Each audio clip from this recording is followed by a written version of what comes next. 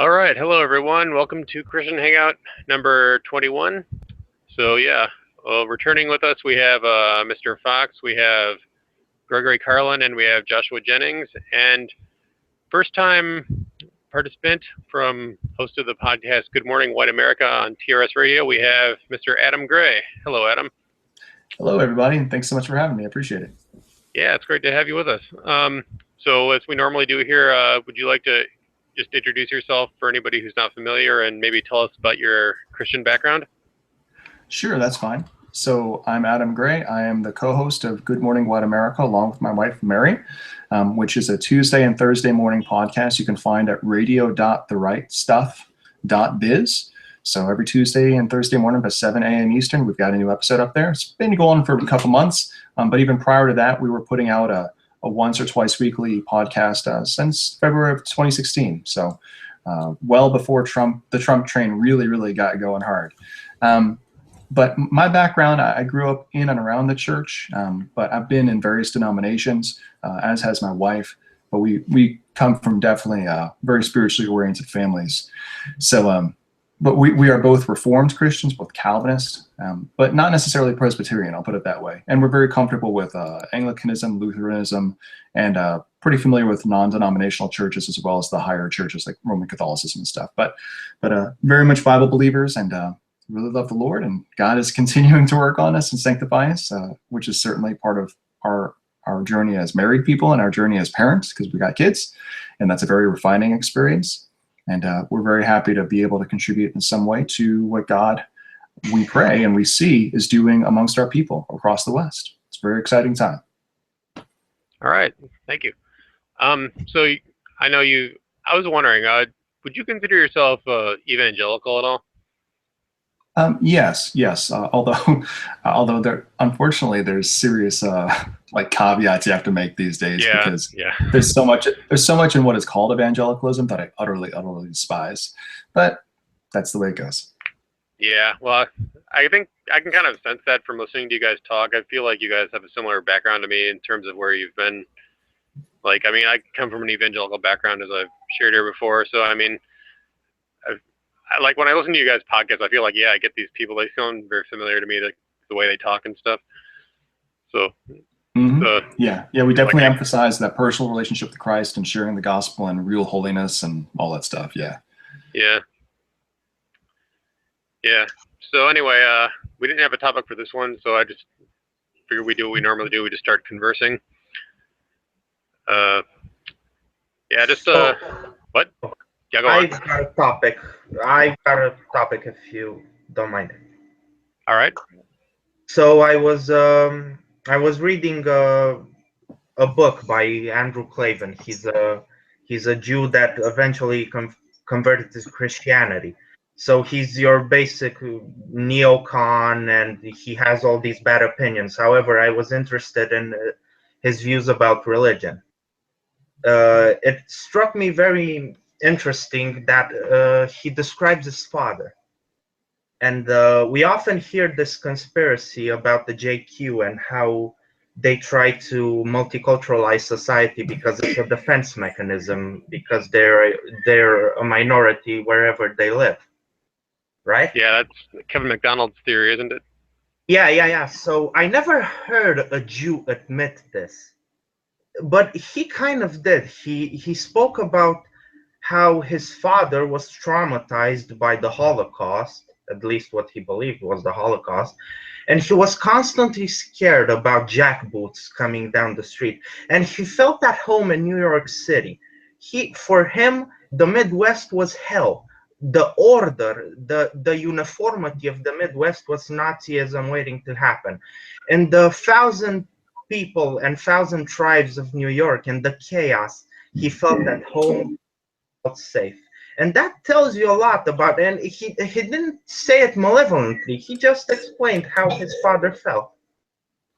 Now, that's interesting. I mean, I think you could apply that same principle to just diversity in general. Like, I mean, the Jews have been used to living as a diaspora group, but I mean, probably most groups most people who are part of a minority and somewhere are going to tend toward the same behavior, I think. Like, yeah, I've seen it in yes, other places too.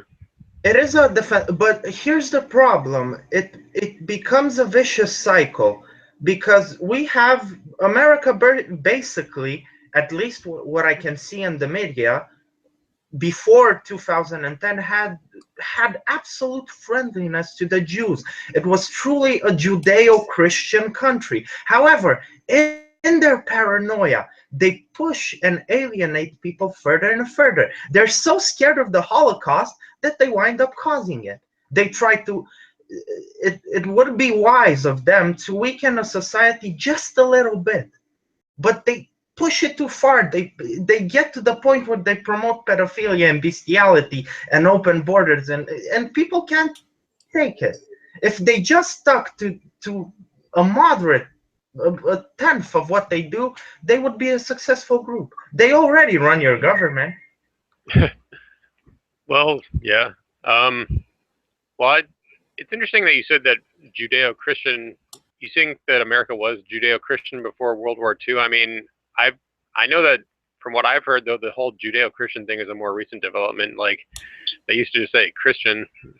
I Like was America's, referring to recent times. I'm sorry. I'm not familiar with pre-World War II America. I'm more familiar with after what happened after the Second World War. I mean, Well, yeah, go on. well, it's true that the term Judeo-Christian didn't exist until around the Second World War. That is true. It's also true that, yeah, we referred to ourselves as Christian, and we just implicitly knew we were a white country. Some people openly referred to that. Some people just kind of knew it but didn't really like to admit that because they believed in the egalitarianism we now see imposed on us. But it is also true that Jews did have a fair amount of leeway in the U.S. The Secretary of the Treasury, if I recall correctly, for the Confederacy was a Jew. There were Jews involved, at least present in the United States from the beginning. But they were most quarters were closed off to them because, well, we had seen in Europe what they had done, just how they slowly but surely infiltrated and took over. So at the same time that there was some religious liberty for them and sort of an open place for them, at the same time there was sort of a standoffish attitude until things radically changed. Yeah, yeah. They basically make the same mistake that George W. Bush made. We are gonna fight them over there, so we don't have to fight them over here. Jews hit too hard because they're afraid of Nazism, and they wind up causing Nazism. They should have stuck to the previous formula. I still think that they should have. They were comfortable in the 70s and the 80s. They should have stopped there. Mm-hmm. What was the previous formula? The previous formula was basically promoting conservative values with a tolerant bent to it, but not this extremist form of tolerance. Like, Kind of can like you explain? So Clavin describes in his book. Basically, he was his family has integrated fully into the American life. So the only difference that they went to synagogue, but they still had the same, basically the American TV shows were their TV shows, the American flag on the moon was theirs. They saw themselves as American. Okay, so pretty much what people have called Christless Christianity, like kind of a civic religion. No, I don't mean religion. This was just the most obvious example. No, I mean, I know what you mean, but like when I say civic religion, I mean like something that that's kind of a common ground for all people within a society that they all agree on, even if like they belong to different faiths and denominations, if that makes sense. well, your constitution, I don't know which founder specified this, but it was made for religious people. Jefferson. Jefferson. Yeah. Well, Yeah. what he's referring to is the ethos that overrides the United States. That's the term we use to refer to that is civic religion, or at least it had been for many years. So we don't have to be talking about religion specifically when we're talking about just sort of the worldview that everybody commonly holds to. That's what he's meaning when he says civic religion. And in that civic religion, people of all religions, which basically meant Catholics, Protestants, and Jews, because there was nobody else, they were all welcome to be Americans. That's what it means. Yeah. Well, I do know that there are some Jews like who kind of adapted to more sort of secularized Christian values. Like I remember I read the biography of Hank Greenberg, the baseball player, several years ago, and obviously he's Jewish.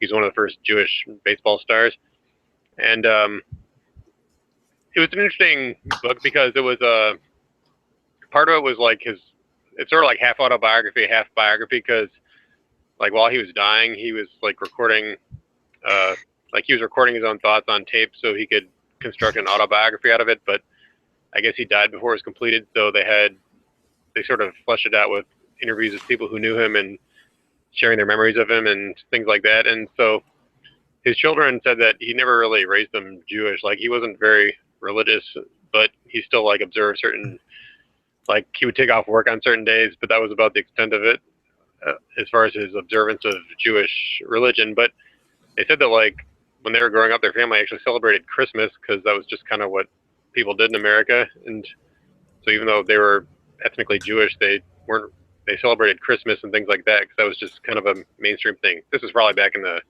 50s or so. Well, actually, you know, Dennis Prager, if I recall correctly, he referred to the fact that when he spent a period of time in Israel, some time ago, he really missed Christmas because it wasn't celebrated over there. But he had grown up in the States and he really, really missed Christmas, even though he's totally Jewish. Interesting. And I've got a friend that I grew up with. He's Jewish, and he grew up and married some sort of a Christian. And I know that they practice both Hanukkah and Christmas. They celebrate both in the household. So I think it's just sort of, even though it's not their holiday per se, I think there's probably enough of it. First of all, it's familiar. And second of all, that seems safe to them because as many Gentiles celebrate Christmas, it's nothing about Jesus. It's about a tree and decorations and cookies and gifts, you know? So I imagine they can make it work in a sort of a way. Everything falls outside of a Christian context. This is the problem with this civic form of reverence towards Christian values. If you don't actually believe in them, sure, let's say it's fine when times are good. But when a moment comes and your character is tested, then you don't actually believe in them, these are the first things that will go. So the decency that appears to be skin deep decency will go away. So you actually have to be Christian in order to have these beliefs at your core. Because let's say, for example, 20 years ago, every man and woman in America would say, oh, of course, marriage is the fundament of society, when it was popular and cool. However, now the true believers are being attacked. And now we see who are the real true believers, not everyone who proclaimed it. Because they actually interiorize those beliefs.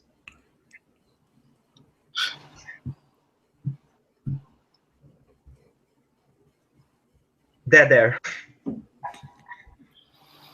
Yeah, but I think it's like better to be in a society full of fake Christians than like to be in a society full of like, you know, complete pagans, and that like they don't even like, I'm talking about a society. I'd rather live in a society where people, regardless of religion, agree on some basic Judeo-Christian principles, as opposed to a society like the one we live in today, if that makes sense. Yeah. Well, what happens is that human nature acts like kind of like a vortex, and so we inevitably either go down, spiraling into that lowest level, or by supernaturally ascending by having a relationship with Christ, like you were talking about, by actually being Christian. But you're either going to be supernaturally made righteous, or if left to yourselves, you and your society will degenerate. And so really, when we have this quote civic religion or quote tolerance or whatever the heck we have going on in the West these days, that's just a transitional phase. And you see that in the Bible as well. When the Israelites would turn away from God, they inevitably ended up just worshiping a bunch of false gods, sacrificing their children to idols, engaging in, polyamory and all kinds of sexual deviancy. So it's there's no neutrality here. You either have to be for Christ, or if you're not, you will inevitably even unintentionally be against Christ and for Satan, really. And that's the crazy thing about what the Jews do. They would be much safer and much better off in an actual Christian society, because they would be safe. They would be able to have free markets and religious liberty and blah, blah, blah, blah, blah.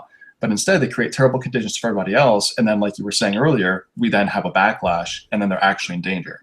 But that's how Satan works. Satan never gives up. He never quits. He doesn't get it, and they're just following his game plan.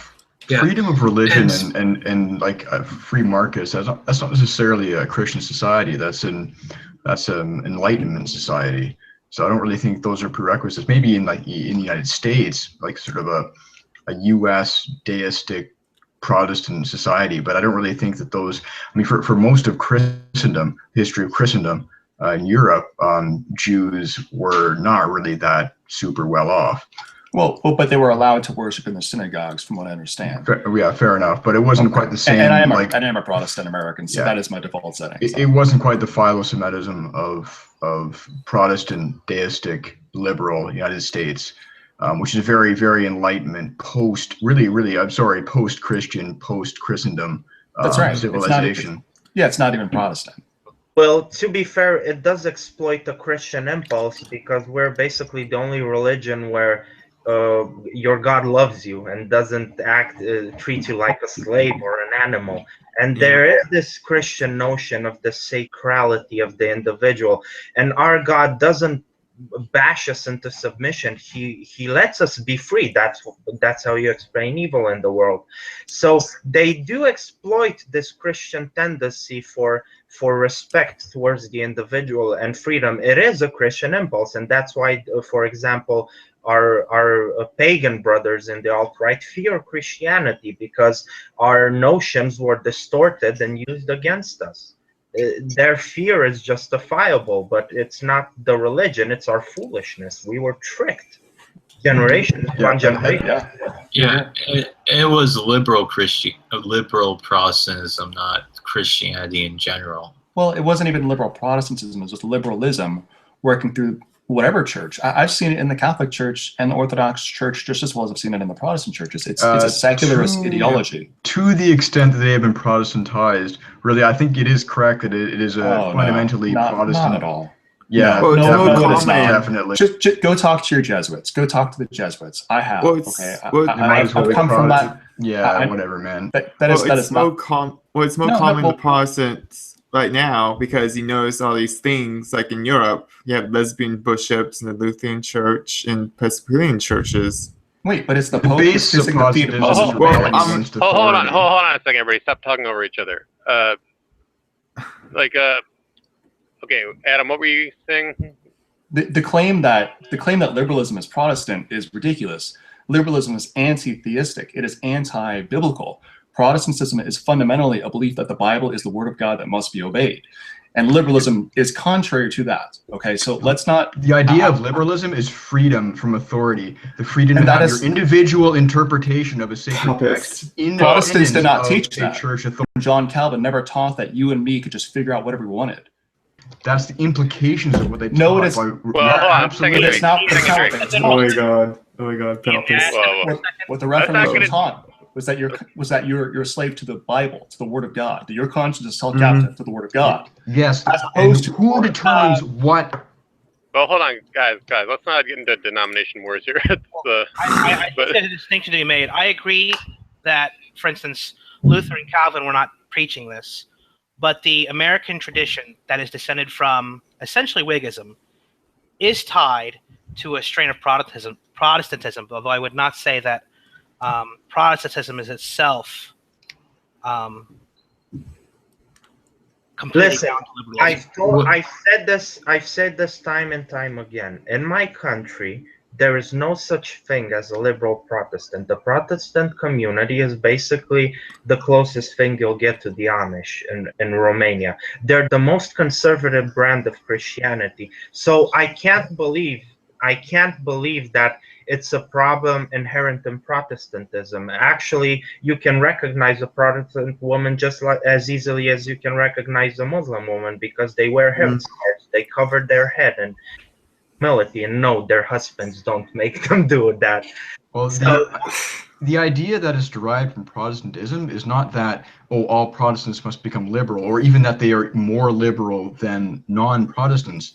It's that it's the logical outcome of the fundamental basis of Protestantism, which is, in a literal sense, if you want to take it in the most literal sense, liberal in terms of freedom from church authority. But that's not what Protestants ever taught. That's what liberals teach. It's what it Protestants implies. teach. Look, you're talking about individual interpretations, but look at the original sources and look at what we've done for hundreds of years. The liberals infiltrated the Protestant churches and screwed everything up. It's not that the Protestant confessions ever taught that. And the same thing has happened in the Roman church. Okay, explain Pope Francis if this is a Protestant problem. Explain how somebody who is a defender of the magisterium, the Pope, the infallible Pope, is kissing the feet of the Muslim invaders. Now, that's not an insult to Catholics, but I'm simply pointing out that Protestantism or Catholicism is not the origin of the problem. It's a foreign ideology. It's an atheistic ideology that is marched through the institutions, whether Protestant, Catholic, or banks or media or whatever. By the way, that's not really how the infallibility of the Pope works. It doesn't matter how much of an idiot he is. It's what he says ex cathedra, just to put that out there. Yeah, I understand that, but he's said a whole lot ex cathedra. That is... No, he has not. He has not said any statements that are... No, zero. Oh, gosh. This is a Bible thumping core right now. Well, no, there's only one Bible thumper here. Wait. Basically, this is a microcosm of the schism and the alt-right, because the same thing that's leveled against Protestants in the Christian community is leveled against Christians in general by the alt-right. The problem is this: every single major institution in the West, from bookstores to movies to churches, were infiltrated and they were messed up. Now, to pick a single strand or a single institution and say that's the fault. For example, why don't we want to abolish schools? Because schools by far per capita turn out hundreds of thousands of We don't want to abolish. I mean, the Prussian model education system hasn't been around for very long at all. I mean, we take it for granted. But not the notion of a school. We don't want to abolish the notion that children should be taught by a qualified teacher. We don't want to get rid of that. We just want to get rid of the liberal bias. You don't have. You could say the same about government as well. Government's been tremendously infiltrated and taken over, but we're not going to get rid of government just because it's been screwed up. Yeah. But however, the government is. So I'm agreeing with you. Well, this strongly depends on what you mean by a school. If you mean mandatory public education in a state institution, then yeah, that's maybe an issue. No, this is as abstract as I'm ever going to get. Yeah, I mean, if you mean education in general, then yeah. Yeah, we're not going to get rid of the notion of doctors, because doctors, for example, most of the doctors on the planet are bought by pharmaceutical companies. It's not helpful to throw away the baby with the bathwater in this sense. So Protestants basically see a distrust towards human authority. This is the core of our faith. We don't trust humans as much as we trust the Bible. That's a laudable purpose. And as much as we screw up, and we do screw up sometimes, the problem is this: it's noble. It's noble to distrust humans. I will never put my faith in a church authority. I will trust it. I will heed its advice. But by far, my life is guided by the Bible. And you had a time in Europe when the church was selling passes in heaven. The arrogance of being able to say that I will sell you a place in heaven. That's why we came along, because no more of this tradition that was not in the Bible. The church lost its way at one point. Well, in this case, if you're basing your entire sort of worldview off of what is found in the Bible, first of all, there's nothing in the Bible that says that you have to base your worldview on the Bible. It's like on its own.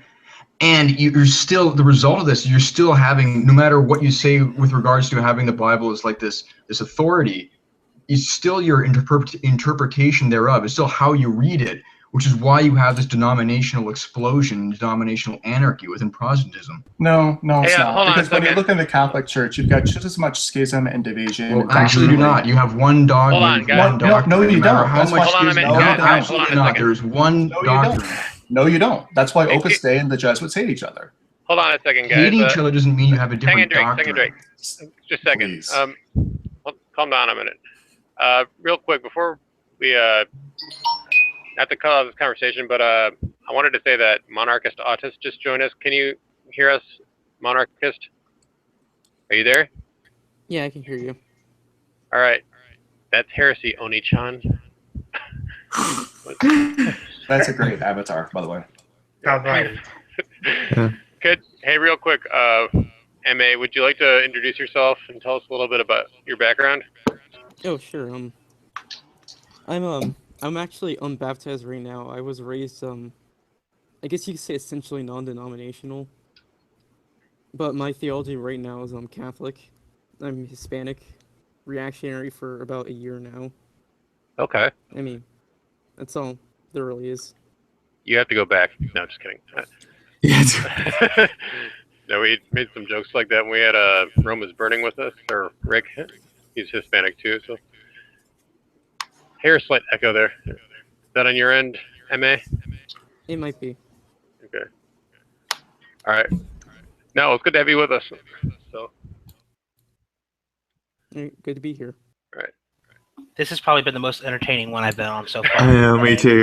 Sorry, my dog spilled his water. Did someone make a "you have to go back" joke yet? Yes. Yes, Oh, yes. come on! I want. Yeah. But, Truthfully, like the Catholic Protestant fighting is fairly pointless. I mean, we have a lot of ammo we could throw out against Catholicism or the popes or whatever. That's why we're still not joined with Rome. Okay, so, but my point was simply, please do not trace the ills of the Western world to Protestantism itself as a theory, because no, it actually does not logically follow. And if you want to put that at our doorstep, it's going to get flung right back in your face. Okay, and we got pretty decent arguments for making that case. yeah. So okay, if you think I haven't seen these, okay, I was a Protestant a month ago. Congratulations. Right? You think I haven't seen these arguments? I've read through this stuff. And do you think you're the only one who has? Senghendrake. Absolutely. You think you're the only one who has? No, I didn't. I wasn't responding to that question. Okay. I didn't think you would think you're the only one. So I'm like saying, you know, let's not make these absolutist claims. But I mean, honestly, it is. Listen, guys, I don't believe that my religion is my version of Christian. My religion is right. So Christianity is right. However, I believe that no denomination is perfect. That each denomination arose due to not only spiritual differences but also political and geopolitical differences. There are temporal challenges, there are eternal challenges, there are all of these factors. And this is not a wishy-washy way of throwing away the problem. This is true. So, to each his own, as long as you accept Christ as your Lord and Savior, and you accept the bare minimum of Christian doctrine. That's the point. We have a bigger fight here on our hands. We're 14 guys against a multi-trillion-dollar complex. They have news, guys, in case you didn't notice. So we better close ranks. We better Deus Volt. Amen. Hey, William just joined us. Welcome, William. Hey, how's it going? Good to have you here. God, oh God! Oh! What? Oh God! Are you implying he's Jewish? No. Mike Enoch always says hello in his Jewish voice. Yeah.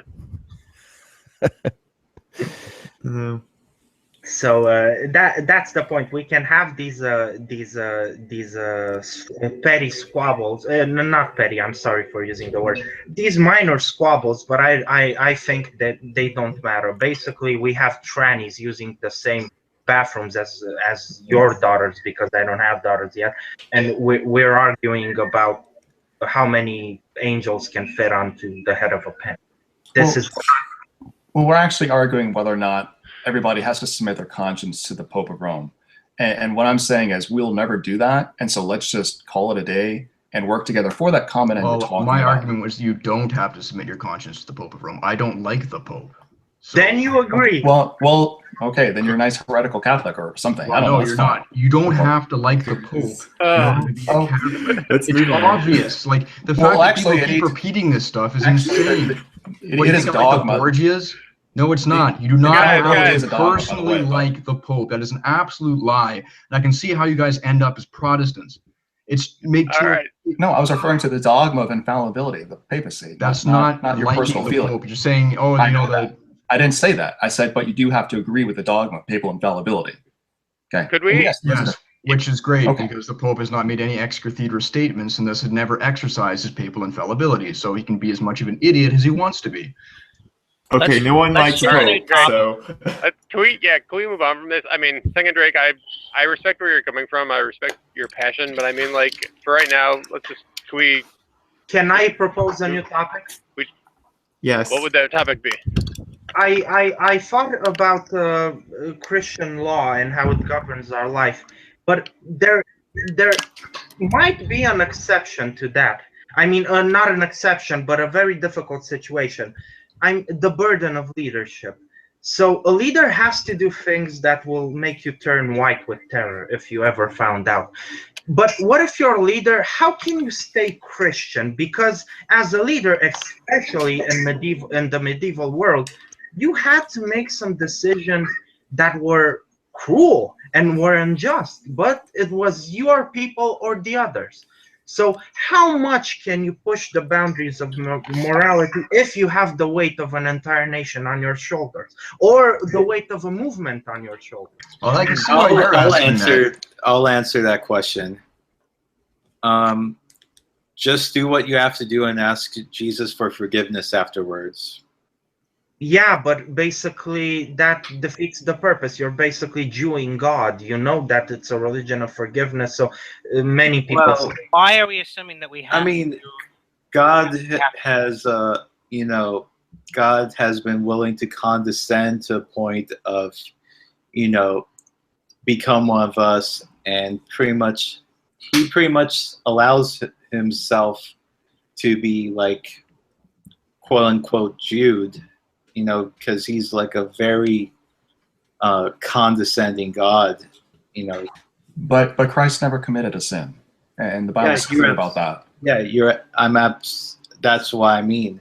But what I mean is that we are all sinners, and we can't just say that we've sinned too much for God to forgive us. The only sin that God cannot forgive is unbelief, which is blasphemy against the Holy Spirit. Any other sin, he's more than willing to forgive, regardless of how bad that sin is. Yeah, that is true, but the ethic is whether or not God wants you to intentionally sin, knowing that it's a sin, and the Bible clearly says no. As a Christian, you don't do that. Well, yeah.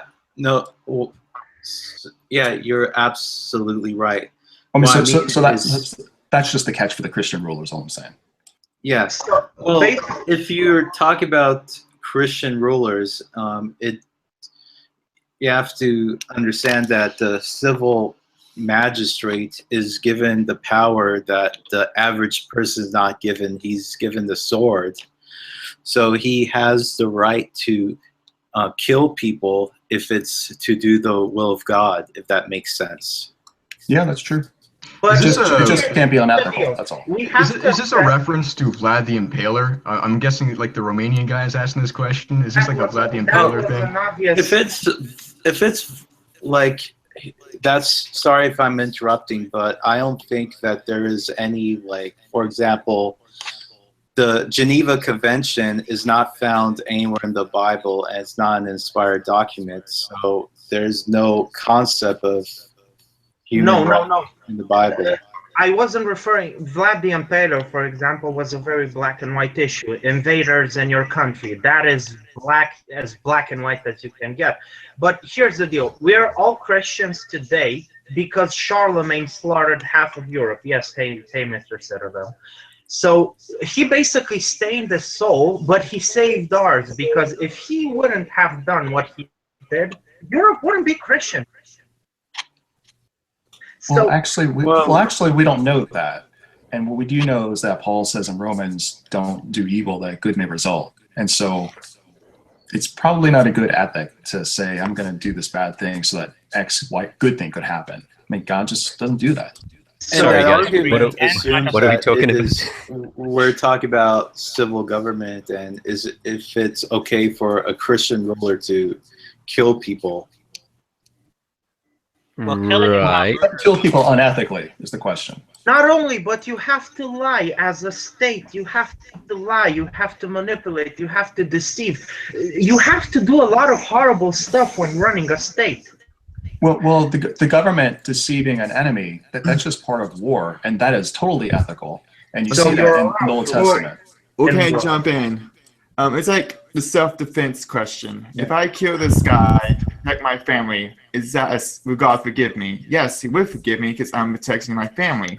That's basically the answer to your question, because you're protecting the people of your nation against the enemy that's going to do harm to you. It's, Well, if you're doing it in self-defense, there's nothing to confess. Exactly, there's no sin. Yeah, I think I've walked into a minefield here. What if you're? Oh, you ain't seen nothing yet, Mark. What if you're? Oh, you missed the real papal fun infallibility smackdown. Yeah, first. I walked into that. You missed the fun stuff. So, yeah, super great. My question here would be, what if you're a soldier in an army that is acting in aggression? Let's say the war is not just, but it wasn't technically your decision to engage in that war, and you're like a little minion. What do you do in that case? Well, I guess you obey the government and do it. I guess I don't know. It depends. There are caveats for it. You obey. You have a duty to your king to fight for him. That can only be overturned by some grave kind of moral question. I think of the example of like Saint Maurice, who was a North African legionary in the Roman army, was conscripted to come and fight, I believe, over in Europe in what is modern day France. And they told him that he was killing some people who were heretics. This wasn't when Rome was Christian. This was when Rome was still pagan, but they were people who were causing trouble. And he found out they were Christians that he'd been commanded to kill. And he said, I can't do this. It's against my faith. I can't kill these people. And he was actually burnt. I think he was burnt along with, and the legion was decimated as well. So there are cases where you don't take that order, but in a lot of cases, your duty to the sacred authority of the king has profound power over you. I mean, as long as you're just engaging in combat, your duty to the king comes first. Now, if it's something like killing massacring a civilian population, that's a little different. But yeah, in combat with any enemy, really, it doesn't. The just war theory is not down to the soldier. So for a soldier to kind of try and make that theological judgment as to, is this a just war? I mean, Orthodoxy doesn't actually have a concept of just war, but... Stones to Tennyson, there's not to question why, there's but to do and die, is pretty much the ground rule. Yeah. Okay, here's another question. So the king, basically, it was assumed that he had divine authority. That's the basis for monarchy. It's divine authority. Yeah. However, what about the allegiance to a secular state? Exactly what I was going to ask. Binding? There is, in my opinion, there is absolutely no obligation upon you to fight for any kind of secular state or leader. You may fight under the terms of protecting your nation in that capacity, but there is absolutely no duty. The duty to your, like a king, is absolutely not the same as a duty to a prime minister or a president. That's a perversion and an inversion of the sacred it might be notable here that what you're saying is that you're morally obligated to ignore, for example, genocidal orders on behalf of a secular state, orders which absolutely Absolutely. Yeah. But Well, you will be bound to a king because he has divine authority. what if you're in a secular state that is run technically by a monarchy? Like, for example, within the British doesn't count. Commonwealth. No, Like, you're doesn't count. But the weird thing is that technically militaries in the Commonwealth swear allegiance directly to the monarch and not to a prime minister, a political party, or to a political apparatus. Yeah, Like, Didn't know that. I understand that, but that's ornamental. There's no legitimate sort of real power that any of these monarchs hold. They're not legitimate monarchs in my view. I don't view the British monarchy as being a legitimate monarchy. They've disgraced what it means to be a monarch. The King of England is France, Duke of Bavaria. Let's get it real. Are you an unironic Jacobite? When I monarchs guess, become No tourist attractions, they no longer have the sacral authority. They've lost the mandate of heaven. Period. maybe I should become a Jacobite. Now that I'm going all evil, pernicious papist, I should probably go Jacobite too. Might as well go the whole 9 yards, you know? Jacobinism is the only way of life, let's be honest. Oh, yeah. Sure. Yeah, well, the monarch loses his legitimacy at the moment when he stops spreading the divine will, because that's the source of his power. Basically, if he's not promoting Christian values, what's his legitimacy? Well, a monarch can be legitimate and not be Christian. That's perfectly, that happens. After all, Jesus recognized the legitimacy of a pagan Caesar, for example. This does happen. I'm not disputing the legitimacy, for example, of the Sultan of Oman. I think he's theologically wrong, but he's a legitimate sultan with a sacral. He understands a sacral nature to his crown in a much more sincere way than any of the reigning European monarchs do to a large extent. With the exception of maybe Liechtenstein. Liechtenstein, is this kind of weird case, but I'd say that. Liechtenstein, yeah. So how many absolute monarchies are left? There are no absolute monarchies left in Europe apart from Vatican City. Well, I'm talking about the planet, like the whole entire globe. I know Thailand's on the planet. Oh yeah, you've got loads in the Middle East. You've got no, Thailand isn't. Yeah, it's like not. Thailand is technically constitutional. I mean, the king has a lot of power there, but it's not. It's a constitutional. Okay. Thailand is a military junta at the moment. Yeah. I was in theory, it's a constitutional monarchy. In practice, it's a military rule. Yeah, the emperor's got a little. The king has got a little more power than the emperor of Japan does, but he's not. He's not like ruling the country like the Sultan of Brunei is, for example. Okay, I was thinking how many countries are left. The vast majority of absolute monarchies left in the world are Islamic. There are a couple of exceptions, like the king of Swaziland, but that's it really. Okay, thanks for answering my question. Unfortunate, but that's where we are.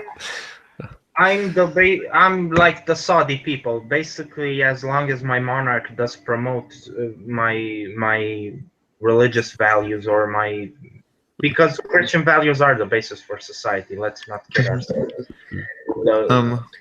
The monarch is a standard bearer for the Christian faith. I mean, in Orthodoxy, at least, the king fulfills this kind of this very non-secular role. He is this kind of, at least in Russia, he's a spiritual figure. The Tsar he's basically de facto head of the church in the Byzantine sense of the word, while the patriarch will occupy this very important role of like a spiritual mediator. In effect, a lot of the sort of the rest for the responsibility of the Christian nation falls upon the Tsar. Yeah. So would you say that, like in the Orthodox view, pretty much the king is a surrogate for Christ? Well, yeah, really, sort of way. Okay, go ahead. You'd explain it a little. I'm not going to go in. I don't want to rail of getting it wrong on how exactly it's theologically explained. I wouldn't want to fall into heresy, and God knows I'm not a theologian. But in a sense, yes. Well, in Russian, I study a little bit of Russian history, and like it's kind of neat. Like the Russian Tsar is like the central figure of the faith, because he goes to church, does the ceremonies, does all these things. Like Ivan the Terrible, like when everything goes bad, everybody thinks he done something bad against God. So, and like people think bad, like a Tsar does something bad, that means God doesn't really like them, really. Well, I mean, the interesting thing about Ivan the Terrible is he is a character that He wasn't very terrible, to be honest. His reputation is subject to a lot of hyperbole post facto. A lot of people, I think, don't understand Ivan the Terrible.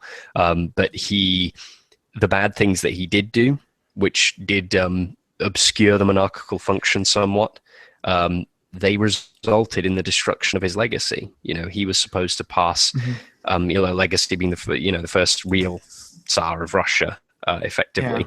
He was supposed to pass the legacy on to a dynasty, onto a children. He ended up killing one of his children, and the others then sort of fought with pretenders to the throne during the period of the false Dimitris. It's that's a great example of when you lose favor with God, bad things will happen to your dynasty and your rule, and that's exactly what happened to Ivan. Tragically, the false Dimitris. I remember reading about that. That was a pretty funny situation.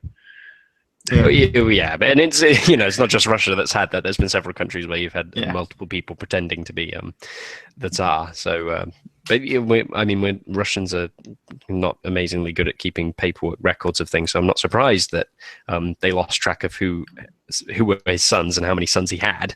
Well, that's like a long time ago, and then we had the Romanovs coming to power, so. After that, and things were pretty stable for a while, at least until they weren't. I got this book for Christmas a long time ago, and it's like explaining like each czar, and I think my favorite one's Peter the Great, because he would do the executions himself. Well, Peter the Great seems more of a liberal, actually, in many many ways. But the thing about the Romanovs is they kind of had like a liberal and then a conservative and then a liberal and then a conservative. Was Catherine the Great conservative? Catherine the Great was liberal. Yeah, liberal, but I thought she wants... An example of a conservative would be I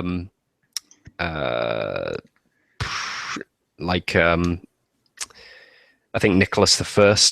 Okay, gotcha. But would be if you think about it, her husband, Peter III, is more of a liberal than her, because he wants to Germanified Russia, really, like make it more than Prussia, basically. Yeah, there has been a kind of German quality to the Russian Tsars because they were mainly who they were married off to. A French quality as well in terms of the language they use, and sort of I've noticed they kind of try to imitate the sort of Versailles aesthetic. Yes, in Saint Petersburg in particular. Yeah, but if Romanov dynasty after. I forgot what her name is. Before Catherine the Great, they all came from like Peter III was the Duke of Holstein of Germany, so they all have like, German ancestors in them. Yeah, but I mean, this is true across all of Europe. You have this interbreeding of monarchical dynasties, and it serves a function. It hails from a time when people understood caste in a vertical sense, in that it was important that the monarchical blood was not mixed with common blood, even of the same nation.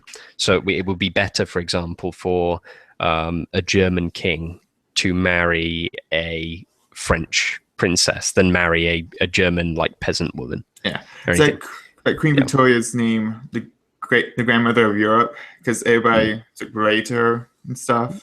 And I mean, much has been made of how similar the King of England and the last Tsar of Russia looked to each other. Well, actually, the last Tsar was not related to her. His wife was. So. So it's well, he probably still was related in a more serious sense, Because then book I was being like, I think his grandfather or father went to a reunion with the King of England. I can't remember. It's a good book. They just like, if you see a photo of them side by side, you can't tell them apart. They've got the exact same sort of facial feature. It's kind of weird how monarchs in Europe are related. Like the King of Spain. Problems with inbreeding. Yeah, the King of Spain is actually the King of France, really. They had problems with that in Spain. There was a particular Spanish monarch who was extremely... I've looked at his family tree. Was like a reverse tree. He got smaller the farther he went up. Like it was basically all of his descendants were descended from like these two people, which was... Oh my gosh. Yeah, it was pretty bad. Well, the King of Spain right now is like descendant of the King of France. Like, Yeah. if France wants to have a monarch, they can have the King of Spain. I'm not sure if the King of Spain is the claimant. It's the same dynasty. They were the Bourbon That's what I meant. dynasty. That's what I meant. Yeah, they have no claim on France. Yeah, there is a member of the dynasty who has a claim on France. That's what I meant. Yeah. Like, it's also descendants of the Romanov dynasty, but nobody has a claim of Russia. Mm. Well, I don't see the current claimants to the throne of Spain as being the legitimate claimants at all. I'm a supporter of the Carlist branch myself. I gotcha. But well, that's what I meant. But you know, he's a descendant of King Louis. That's what I meant. Like, not the actual King of France. You get what I'm saying? Yeah, I'm actually not quite super sure about the state of the Spanish monarchy. I remember hearing somewhere, again, I'm kind of ignorant about this, that the Carlism is irrelevant because they essentially married into a Carlist claimant, and therefore technically the current King of Spain is a Carlist candidate as well. That's like during the Francoist era, right? During the beginning, there was this kind of marriage. Some Carlists recognized the person who was married as a Carlist claimant. Others didn't. There became these three factions of Carlism. Sounds a bit like France. It's the reason why it failed ultimately. So how many kings? So how many kings on Europe still? Like, how many monarchies, like constitutional monarchies, are left in Europe? Spain, Vatican Britain. City, Britain, Sweden, Norway, Denmark, Netherlands, Belgium, Monaco, then Luxembourg, Liechtenstein. Look, is Monaco interesting? We mentioned absolute monarchies. What's the status of Monaco? Yeah, I was under the aware that the Prince of Monaco has quite a bit of say in things. Slightly less powerful than the King of Liechtenstein, I think. Oh, really? You know, Poland said Jesus Christ is King of Poland, like, this week. Yeah, I saw that. I made me doesn't happy. get more absolute rule than that. Yeah, well, if Jesus Christ can have a vassal king in Poland, that would be great too. Yeah. Isn't the Polish monarchy an elective one? In Romania, to my coup. My coup. I think it depended on the era, the time period, in terms of the Polish monarchy. Well, Poland has historically had quite a weak monarchy. Yeah, ever since like Poland, Christianity. Sometimes Russia destroyed them. Sometimes the King of Poland just runs off, becomes King of France, and just forgets about it. Well, they've historically had Poland has been one of the more democratic style European states historically. Think about it. I was talking about kings and stuff. Which country banned Islam for becoming a religion in Eastern Europe? Was that Croatia or was that Slovakia? I think it was Slovakia. I'm thinking of Slovakia. I keep thinking Slovenia for some reason. I don't know. Slovenia's not a real. I think isn't that the made-up country from The Princess Bride? Yeah, no. No, that's Slovenia. Yeah. No, Slovenia's a real country. Yeah, no, that's a real one. I can't remember. Like, which country is Melania from? What? Melania's from Slovakia, right? Oh, is she? I could be wrong. I have no idea. I think Melania is from Slovenia. Another of his wives is from Slovakia. Okay, see, I can't That's remember confusing. the two.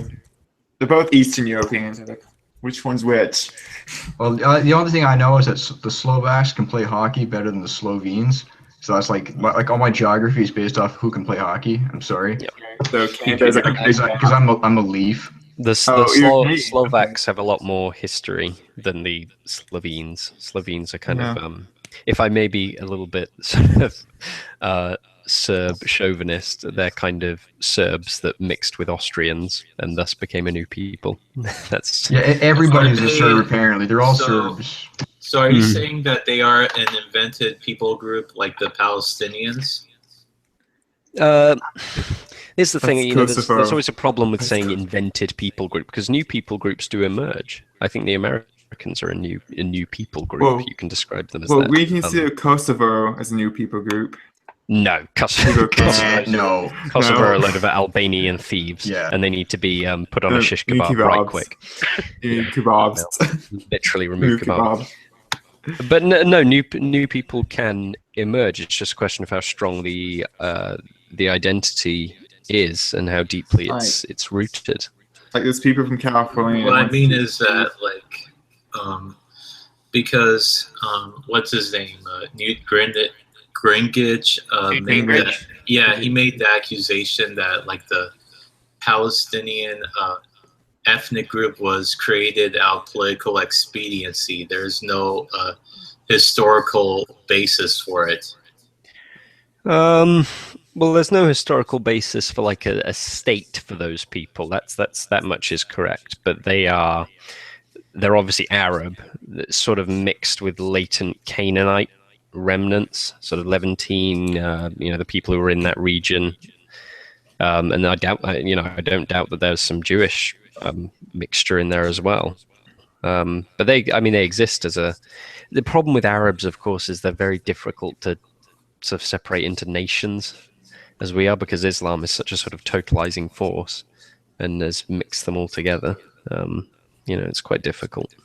They also have DNA of and the groups and the countries in that region that do have a distinct identity are usually ethnically different, like Iran. Iran's a good example, or Syria's got a religiously different characteristic.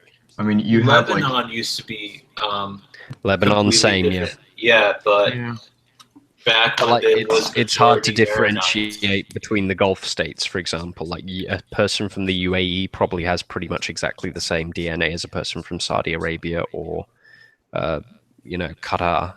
They're very similar. I mean, there's Syria, and I think they have some rather distinct groups of. Syria's got distinct groups because the Alawites are Levantine, very much Levantine. We're technically Arabs, as far as I know. They're Arabs, but they have a religious difference with the... Technically Arabs, but obviously, like people, Bashar al-Assad, you'll notice that they... You'll notice if you look at, like, if you put Bashar al-Assad side by side with a lot of the people who are fighting with ISIS, they don't actually look like they're from the same ethnic group. Well, they're both Arabs. A lot of them are coming from different places. Yeah. That kind of reminds me of a lot of places in Latin America as well. Yeah.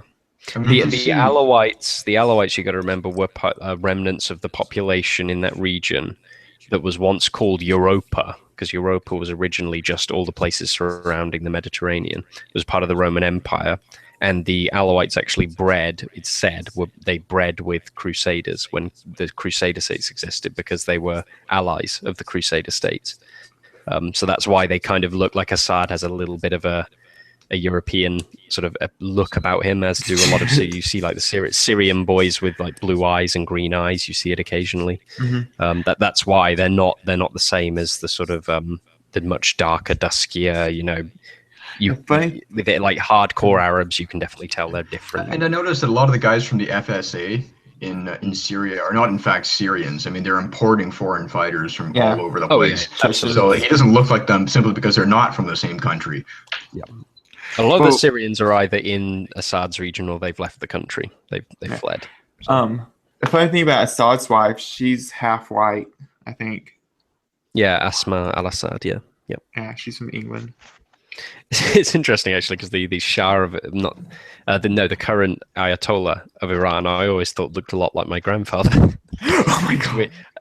Yeah, it's weird. I mean, if you look at him, he doesn't really have a huge. I mean, he could be a European. He's got like Persians are from the same. Whereas Khomeini, the previous one, did look quite ethnic.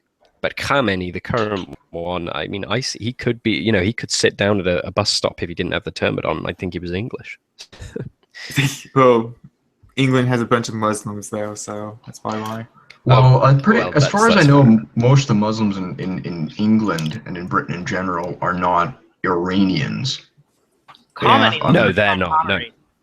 In Canada, though, we have a lot of Iranians. Like when I went to school in a large city in Canada, maybe 5-10% of the school body were Iranians. So we actually have quite a lot of them here.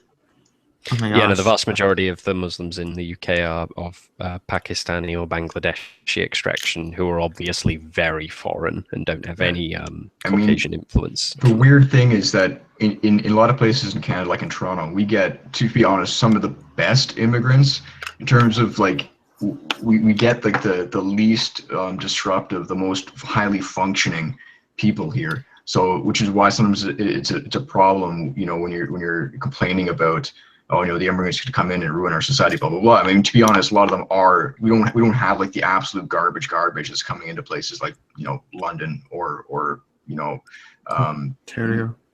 Yeah. I mean, because I'm honestly like the Iranians in Toronto, they get along pretty well. Like they're functional, they have jobs, they work hard. So yeah, but Iranians are different from other Muslims, though. Yeah, exactly. That's exactly my Very point. different. That's exactly my point. They're more like Armenians and Maronites. Yeah, there's a lot of religious importance in the difference between Shia and the Sunni, which often is not appreciated. They still have to go back. Yeah, I agree with you. They still have to go back or they get impaled. But I mean, they have to go back. But I tend to like Iranians and Shia quite a bit more than the Sunni. But we can there are more Iranians converting to Christianity than any other Muslim group out there. You've got to. There's a similarity in the way that they, like Shia, function in the structure of their religion and Catholicism, Orthodoxy, whereas I'd say Sunni Islam has a hell of a lot more in common with Protestantism. Don't tell Adam. I heard that. Yeah. It's very open. It's very open. What I mean is, like, anyone can sort of interpret, which is why you've got. Yeah, exactly. That's exactly it. That's exactly it. Yeah, like they don't. I guess the difference is that, like in Shia Islam, they have you have to be anointed to be an imam. While in Sunni Islam, it's by blood. Don't you have a Mark? So you have more the equivalent of like a clerical caste who interprets the religion as opposed to the free interpretation of the individual. Yeah. The official imams in like that religion, they don't just call general people like an imam, that they're like a cleric. An imam is like a holy figure. Like they've had, you hear a lot in the American media about the 12th imam, the hidden imam. Their 11 like imams are all descendants of the bloodline from the original Muhammad. That was the disagreement, that Shia believed that piety was in that regard, and leadership of the Muslim world was descended through blood, whereas Sunnis believed it was just who was the smoothest political operator, which at the time was Muhammad's sort of close advisor. Can you hear me? So they definitely have a more, I'd say, European or Indo-European conception of caste. Which it's quite interesting in a way. It depends on which Europeans. I mean, I'd say like the post-Enlightenment Europeans are in the like sort of fundamentalist, non-denominational Christians are a little closer to the Sunnis in terms of their. Yes, absolutely. Yeah. That's why, I mean, you can have like somebody like Abu Bakr al-Baghdadi, who's the head of ISIS, who is a Quranic scholar. He studied the Quran at a he's a Quranic scholar. He studied the Quran at a prestigious university in Baghdad. So he's not some theological moron. This is why it's always kind of ironic when you have Western leftists who know nothing about Islam saying, well, these people aren't real Muslims. The guy leading it is a Quranic, has a PhD in Quranic studies from the University of Baghdad. What are your credentials, white liberal? Can you hear me? I actually remember seeing. We can hear you, William. Oh, okay. Sorry, I'm not seeing that. Don't you have a blog post on this, Mark? Well, something like it. I've got a post on Social Matter a little while ago called Shia Geopolitics and the Fortress State, which sort of is a basic sort of primer on Iran and understanding Iran's geopolitics, and a little bit about the religious history that kind of undergirds their outlook upon the Middle East and the world at large. So yeah, I'd recommend people go and take a look at that. Yeah, I haven't read it for a while, but it was enlightening. But I never got back to it to actually kind of take it in. Sorry, I just switched to my phone to make some coffee, and I wasn't sure whether something went weird for a while, and I didn't think I could be heard. What's the deal with Iranians and trannies? Oh, right. Isn't it the same deal with Thai and trannies? There's a deal with Iranians and trannies? Yeah, they basically believe in gender reassignment. They allow homosexuality as long as you chop off your bangers and mash. Hangers and Which hats. I've is never heard him called which that, is but that's funny. well, it's reminiscent of the old practices that used to exist in, well, not just that part of the world, but in Europe. Eunuching and things like that. This is a sort of callback to that understanding. It's not homosexuality as we understand that in the West. They don't even believe really in that there. Yeah. But they said, wasn't it Scotty Ahmadinejad who said there are no homosexuals in Iran? I'm an Yeah, we don't. egalitarian, Speaking so of all which, homosexuals burn the same. anyway, I saw this news. But the article. thing is, if you are a eunuch, I mean, you don't get anger or pleasure. It's Yes, you do. How? Yes, because Do you have experience with these things? I don't. I mean, I'm. Listen, guys. Obviously not because I'm not a eunuch. Guys, eunuchs are made eunuchs so they don't threaten the court. Yeah, but people don't volunteer to be. Well, my understanding was. Oh yes, that, they did. Like people. They did. Yeah, People actively China, volunteered for it because in China, you could become very. You got a load of powerful. political power from it. You became incredibly well connected and wealthy from being a eunuch. So yeah, I have a massive dislike of eunuchs. I think from the history that I've studied, they're a massive source of corruption and bad people generally getting influence. They have no vested interest in the future. They just have vested interest in gaining as much worldly temporal power. They gain their position from mutilating themselves. They don't gain it through any either a merit, which there was some in China from like the exam system, or through caste. It's not eunuch. It's hardcore MGTOW. Anyway, the funny thing with eunuchs, they age faster than regular people. That's what I read somewhere. It's hormonal. It's probably hormonal. Yeah. Yes, I was saying like weird Soviet stuff about like biological experiments with. Basically, the sexual hormones are responsible with the regeneration of the organism. Yes, like they're talking about this. They're talking about this French, medical doctor studying eunuchs. He thought, maybe I can like do the experiment with this old sheep, take out the testicles of a young sheep, and put it on an old sheep, and apparently the old sheep started acting like a young sheep again. Yeah, it's really interesting. I should try doing that one day. The Soviets tried doing that. The will of the balls. Yeah, well, the Soviets tried doing that wait too. a minute. Hold on, guys. Let's talk over each other. Hormone production is regulated by the brain, not by the testicles. Yeah, it's true, but I'm saying I read it somewhere in some Soviet experiments. But the Soviets are often full of crap. So. Yeah, that's true. Don't believe everything you read about Soviet experiments. Some of I'm that is. saying there's a French doctor who did it in Africa. Then the Soviets copied his experiment. You tried it with humans, which I don't know if it worked or not. So, what are your sources? A Russian documentary, like talking about. Oh dear. Stalin, doing crazy shit. Russian? It's like a Russian documentary, and it's pretty good. Was it in Russian? It's in Russian, but it has like English voiceovers to it. Bear in mind, Russia has as many sort of conspiracy theorists as like America does, talking about the USS Eldridge and warping through time and sailors being fused to bulkheads and things. So take it with a pinch of salt. I don't know how many of these sort of genetic experiments the Soviet Union was running. We could barely afford all the experiments with nuclear and things like that. That's true. Like we make fucking look at Chernobyl. Like we make a pen that can write in space with the Soviets use a pincer.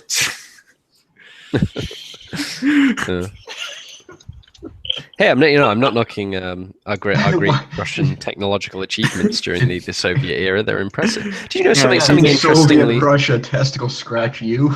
Did you know something interesting? Something interesting I learned recently. I'm seeing the link to the video. Like, to be fair, if Russia was the first one to go into space, actually. Yeah, America gets all the credit for winning the space race, but really there was only one thing that they beat Russia in, and that was putting a man on the moon. That was the only thing that mattered. Everything else, virtually, Russia Yuri did first. Gagarin. To put a Yeah. dog in space, so. Yeah.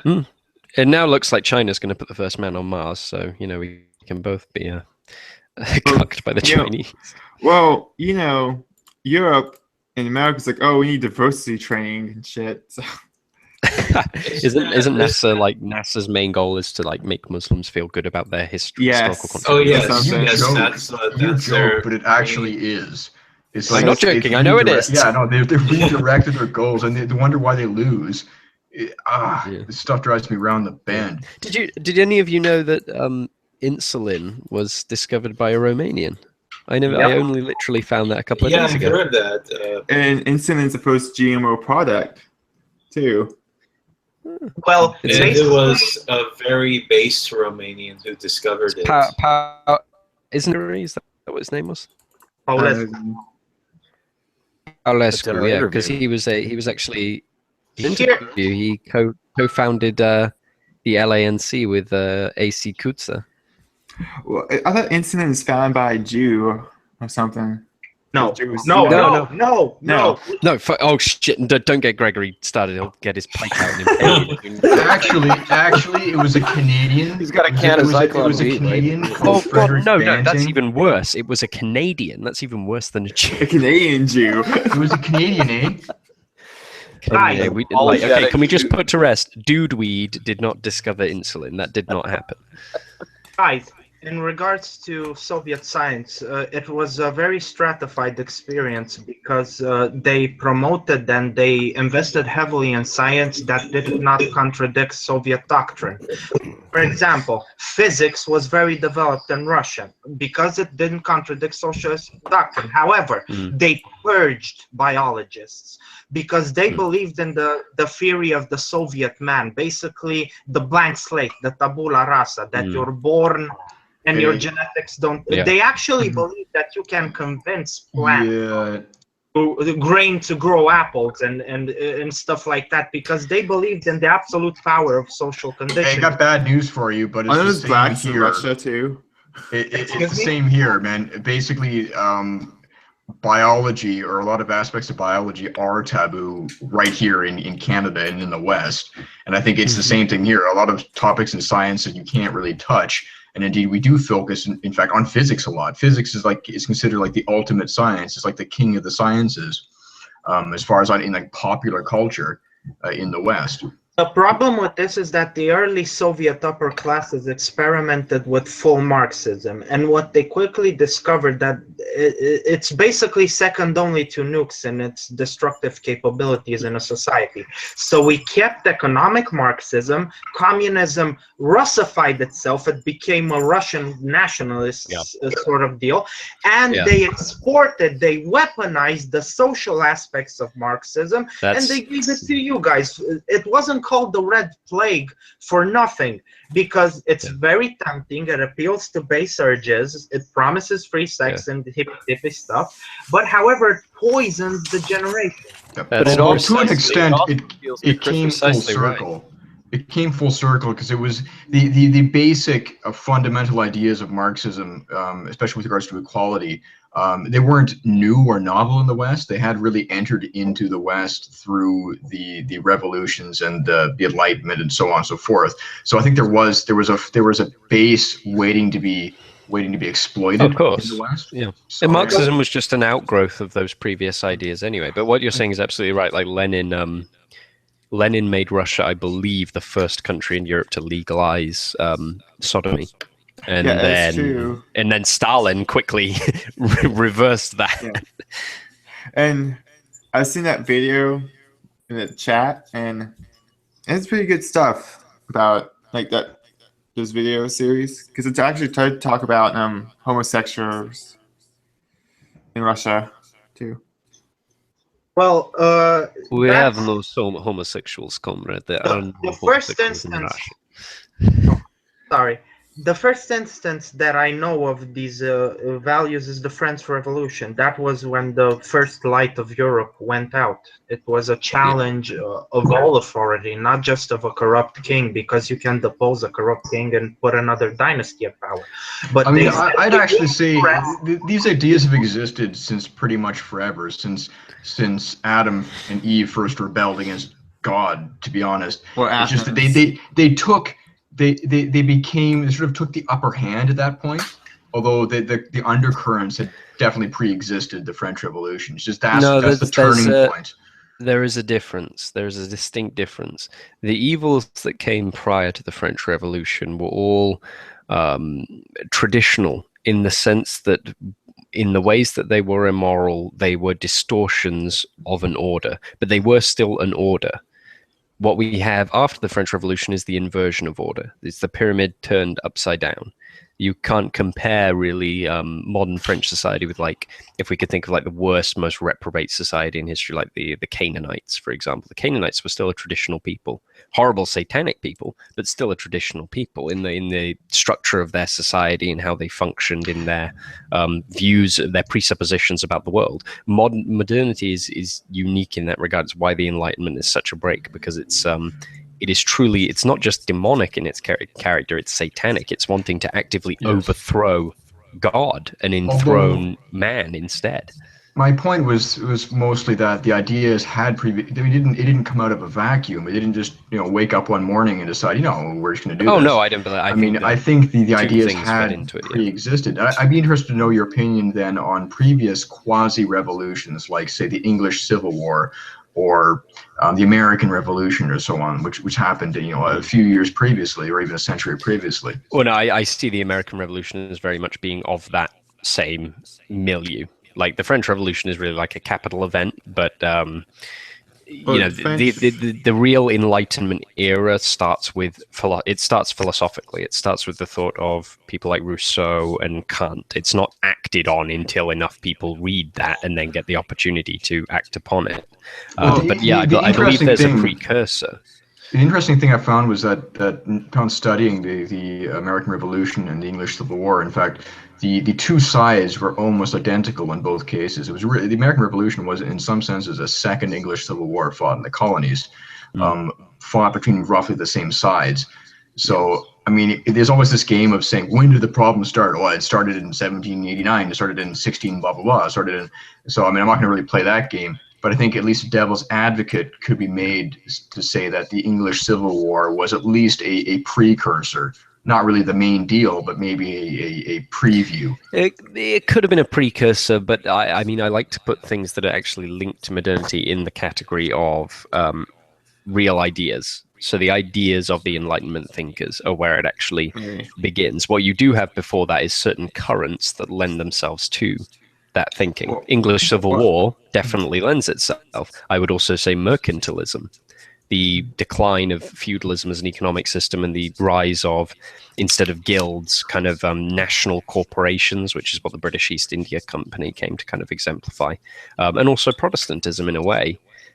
These currents fed into and gave grounding to later thought, which would then become the essence of modernity. So I don't say like that modernity began with the Protestant Reformation, because boy, are you lucky you weren't around about an hour and so a bit. We had some fun discussions on this exact. I think you may add some Orthodox would say that modernity began with the East-West Schism.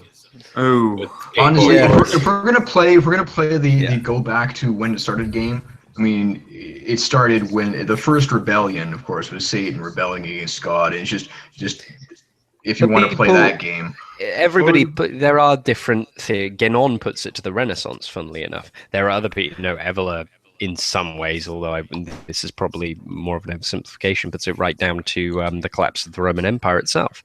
But for me, I think that to be actually like related to a fundamental concrete reality that is very visible and obvious, rather than sort of making inferences about what things maybe symbolize or currents, you've got to go to where these ideas are actually being talked about, such as franchise for all people, the general equality of people, man being generally good instead of generally bad or generally evil, and the idea that history progresses or can become better through human action and reason, rather than the world is kind of condemned in the Christian sense, and indeed in the other senses, in the Hindu sense, in the Islamic sense in some ways. The world is kind of condemned in a way.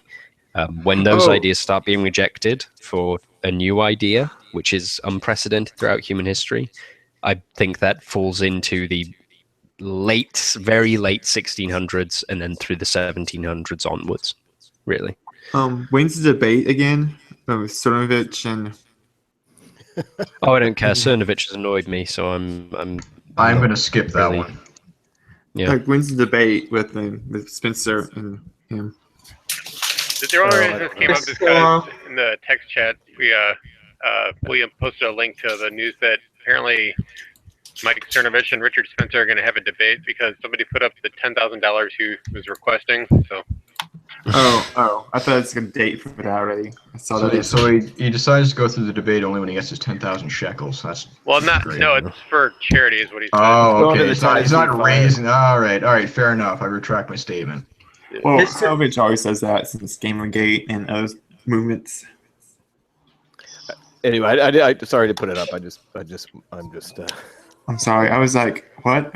I do have a question though. We were talking about the influence of Marxism in the West, and the one thing that I'm constantly dealing with right now is with Christian friends who basically have kind of drank the commie Kool-Aid, and they really, no matter what I say, talk about the body count, the evils, the materialism, the rabid atheism. Well, so just to confirm, they deny that stuff happened, or what? No, they just somehow don't want to think about it. They want to think. I think they want to. And these are decent enough Christian people. Like, do you talk about they want to think that. I think they're so desperate to connect with the world and with the people that they want to have some kind of common thing, and they sort of maybe it's due to a connection with what was that movement in Latin America? It's just slipping my mind. Liberation theology. Yeah, liberation theology. Maybe they're just they want to have their own liberation theology, but they want to believe. Like, I've got a friend that just keeps posting Marx blah blah blah this because he's studying it in university and religious studies. Basically, how Marx and he won't remain a Christian. He won't remain a Christian, or he'll eventually have to come around. I mean, I'm hard on him. Like, I just smack him every time I see him. Well, yeah, it's social acceptance. Satanic. This is not. People don't want to go against the world because it's tough. It really is. It's not easy. Yeah. Right. People like to stay, as you said, with something they have in common with the world. They want to sort of approach it in that way. And I see that. I mean, I see the same thing all the time. I mean, I'm in the process, as I mentioned earlier, of converting to Catholicism, and the local churches here are horrible. They really are making an attempt to just marry themselves to the spirit of the age, which usually means the 1960s, and it's because they're trying to catch up with 1968. Yeah, pretty much. But yeah, I mean, it's because you get the social acceptance, and people really are. We are a social animal. We are a herd animal to an extent. Yeah. When you scan the human brain, when it's subjected to shame, areas very similar to physical pain light up. So it's actually very comparable to. We are designed to experience social shame. Well, shame is the most corrosive human element, really, if you think about it. And I think it's like you said earlier to your friend, it kind of reminds me of the book, The Screw Tape Brothers. Yeah, you read that book by C.S. Lewis? Yes, I've read it, yes. I read it like last year, 2 years ago. What do we do now? Because this mantle that used to be carried by kings and monarchs now falls on a few thousand unlikely people. What do we do? We were basically the last one standing. So how do we even begin to rectify, or do we just live out our days and go to heaven? It's not Well, gonna. we do like the early Christians do before we had a monarch. If you think about it, that's my opinion, but I could be wrong. So in some ways, that's Yeah, in some ways but that's true. there's You have to only kind of so separate this. much. There's only so much damage you can reverse because you can't really. I mean, I do believe in redemption, Mary Magdalene, and all that, but the problem is that you can't really turn a whore who had 50 sexual partners back into a wife. You That can't. is true, but You if you can't think turn about a raped child back to innocence. You can't turn a fag back to normal. These people are irreparably that's damaged. shock therapy. I'm saying. Give me Well, shock either treatment. my friend. My pants. Well, if you think about Paul, Paul the apostle said, I'm the chief of all sinners. Like, he killed Christians, and he got anything can happen with the Holy Spirit. That's my opinion. Even murder is more innocent, more primal, more sincere than trannies. I'm sorry, that's kind of funny. Sincere. There's something so sick and corrupt in promoting necrophilia and homosexuality. It's dirtier than murder, at least. It is. Like, you kill your victim and then have sex with it. That's kind of creepy. Yeah. Kind of. I'm sorry. Just a tad. Kind of. At least the guys in Sodom admitted that they were men. Well, Jesus did it says that he cast 7 demons out of Mary Magdalene, and she had been. By the way, did you guys see that that meme? Jesus was killed for telling the truth, and it was a picture of Jesus saying traps are gay. And the dude saying shut up. Yes, I've seen that. Weirdly enough, one of my normie friends actually put that on Facebook. Complete normie, and I have no idea how it got there. It's kind of funny though. I've seen oven memes from normie friends. We toss them to the ovens. Pop it in the oven. Yeah. I was crying out loud, Yeah, guys. one of my Too many normie, memes. yeah, one of my normie buddies put. He posted a meme, which I had seen created on TRS. And this is a complete normie. And I'm just thinking, should I comment? You know what? No, I'll keep my mouth shut. I just talk to him privately and see what happens. The memes weren't created on TRS. They gradually evolved through a process of natural sharing. It's called natural evolution. It's called natural selection. Hey, Monarchist Autist, we haven't heard from you in a while. Do you have any thoughts on stuff we've been saying? Well, I saw one thing earlier today that upset me quite a bit. Okay. All right, those of you who have Twitter, you're aware of the Twitter moments, right? Yeah. Well, occasionally I like to punish myself by seeing what they put there. I saw a headline that said Spain renamed streets basically their streets are named after people from the Franco regime, and they're renaming them to. I've seen that. Yeah. It's like it's fucking disgusting. Were they renaming them for?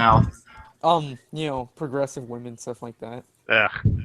It's kind of like here in the South, like they're naming Confederacy generals to Martin Luther King or Rosa Parks or something. Yeah. Listen, look, it's terrible. It's fucking awful. I read an article about how they're trying to the locality where the Mozart Marine monument. They're planning to demolish that. Listen, they can tear down these national landmarks, but the deed will live on to those who are willing to remember them. And when this virus is over, when this epidemic is over, we'll demolish everything the left has built, and these people will be honored again.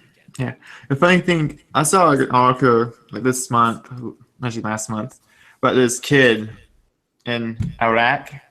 He's going to rebuild the things that ISIS destroyed. Yeah, I saw that. That's pretty neat.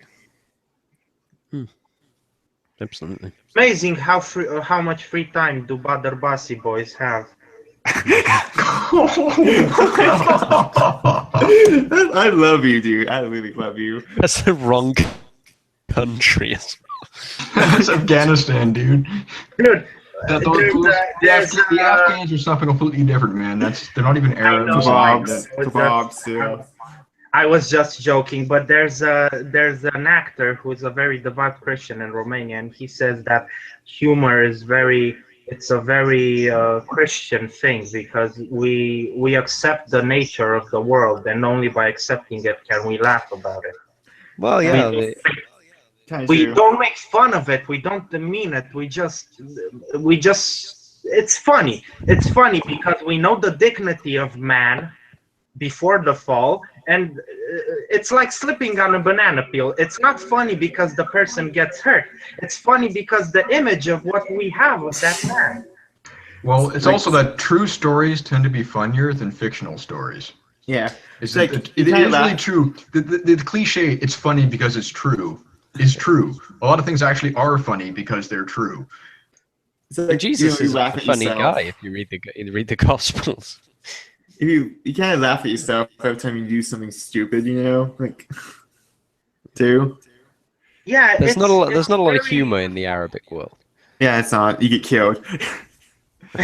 Did you see the controversy in Iran, because there's that Pharrell video, Because I'm Happy? So a bunch of Iranian youngsters, it was the most innocent video in the world. They just sat and smiled, and the mullahs condemned the video because it was too happy. Mohammed hated the humor because, of course, he was ridiculed. Speaking of which, I saw something yesterday about Trump's winning. Saudi Arabia is gonna allow women to drive now. Oh, that's so? Yeah, I was like thinking. I think it's saw this old meme. God damn it, Saudi Arabia! You're making me hate you more. But hey! Think of the right side. I think women's cars must wear burqas now too. Maybe. I'm an egalitarian. I believe each woman is equal to each other woman. I feel sorry for your wife. Oh, come on. I'm just joking. I know. Well, no, I think those systems that they have over there for their women are, particulars aside, they're built around their racial characteristics. And the fact is that a lot of people overlook the reason why their women are not allowed to go anywhere without a male relative is the danger that they'll be raped. Yeah, and that's just, it's perfectly reasonable, I think, to set up that system of guardianship. That's why they have to wear all the hijabs and stuff. Yeah, and sort of going back to the idea of humor, I think there is humor there, but the context where you usually see it tend to be pretty morbid. Like you see these videos of these FSA, these guys in Syria. I've seen them. They laugh, and some of the stuff actually is funny. Like for example, this guy is up on he's in the back of like a truck, a technical, got a machine gun. Yeah, it is not very well seated, so he drives away. The guy falls off, and of course they all laugh their heads off. But they tend to laugh when it's like somebody's misfortune or somebody gets like injured or something, or the times when the guy he's walking behind an RPG, the guy shoots the RPG, blows the other guy away, and they all start laughing. It's like, have you guys seen that video of those African soldiers give a monkey a gun? Oh yeah, I've seen that one. And then I think the number one comment was, "Which one's the monkey?" That video is all staged though, isn't it? I mean, yeah, but it's funny though. The one shot by the zookeepers, of course. No, not that one. Like these African soldiers gave a monkey a loaded gun, like AK-47, I think, and the monkey started shooting it. Yeah, but who gave the African soldiers a gun? What would they think is going to happen? Yeah. I don't know. I think the monkey would fire it and then run. I recently heard a very disturbing fact that in an African civil war, basically they carried pygmy tribes as mobile food sources. What? So yes, this is true. Yeah, they did cannibalize pygmies. I can believe this. Yeah, the Bantu, they ate them, man. This is for sure. However, I've seen reports of only the hearts and livers devoured, so it was basically a hunter's trophy kind of thing, not a nutritional type of thing. Eating them for sustenance. In the Congolese civil war, they don't see them as human. They've never seen them as human. They see them as like animals Like pygmies, huh? Yeah, I because was they're like They dwarves. basically They're think little people. pygmies are Arabs. Well, weirdly enough, I've actually seen a very detailed HBD post arguing that in fact if we had been around like 30,000 years in the future and we were looking back at these fossil remains, we probably wouldn't classify them as the same species, judging by our current standards. Well, it depends how wide you want to go, because in biology, even a stripe can make you a different species or an extra tooth. So Yeah, I mean we've different standards for humans or for Homo sapiens and for other animals in terms of certainly in terms of defining what subspecies are. we have yes. different standards for humans in general. I mean, if my dog craps on the street, he gets a fine. But if an Indian does it, it's cultural. Do you guys know which country has the highest rate of belief in goblins? Nigeria. Africa, I think. Ireland? I don't know. It's Africa? Zimbabwe.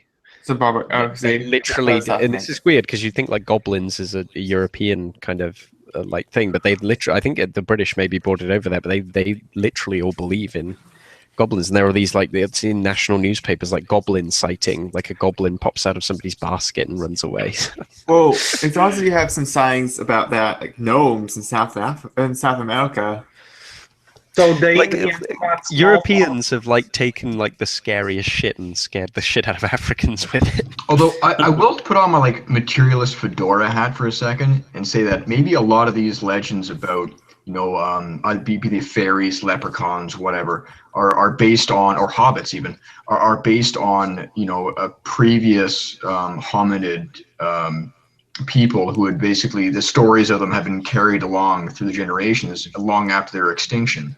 Well, I mean, that's there true. certainly are theories like, for example, the fairy legends in Wales and Ireland and so on are actually based off of the pre-Celtic people who had lived there and had been driven off. And you see that in real time, where the Inuit in the north had these legends about people who could only really be the Dorset, the people before them, as they were giants. And in fact, the skeletons of the Dorset are very large. So you see in real time how like a legend can be made, like a fictional creature, like the magic creature can be made out of a previous human population. Like, Well, there's actually here's the deal. cryptid. There is an inherent religious impulse in humans, and even if you don't have contact with religion, you do have this impulse. It's ingrained. It's just like your sense of hunger. However, did you see the cargo cults, the formation of cargo cults? Are you familiar with that?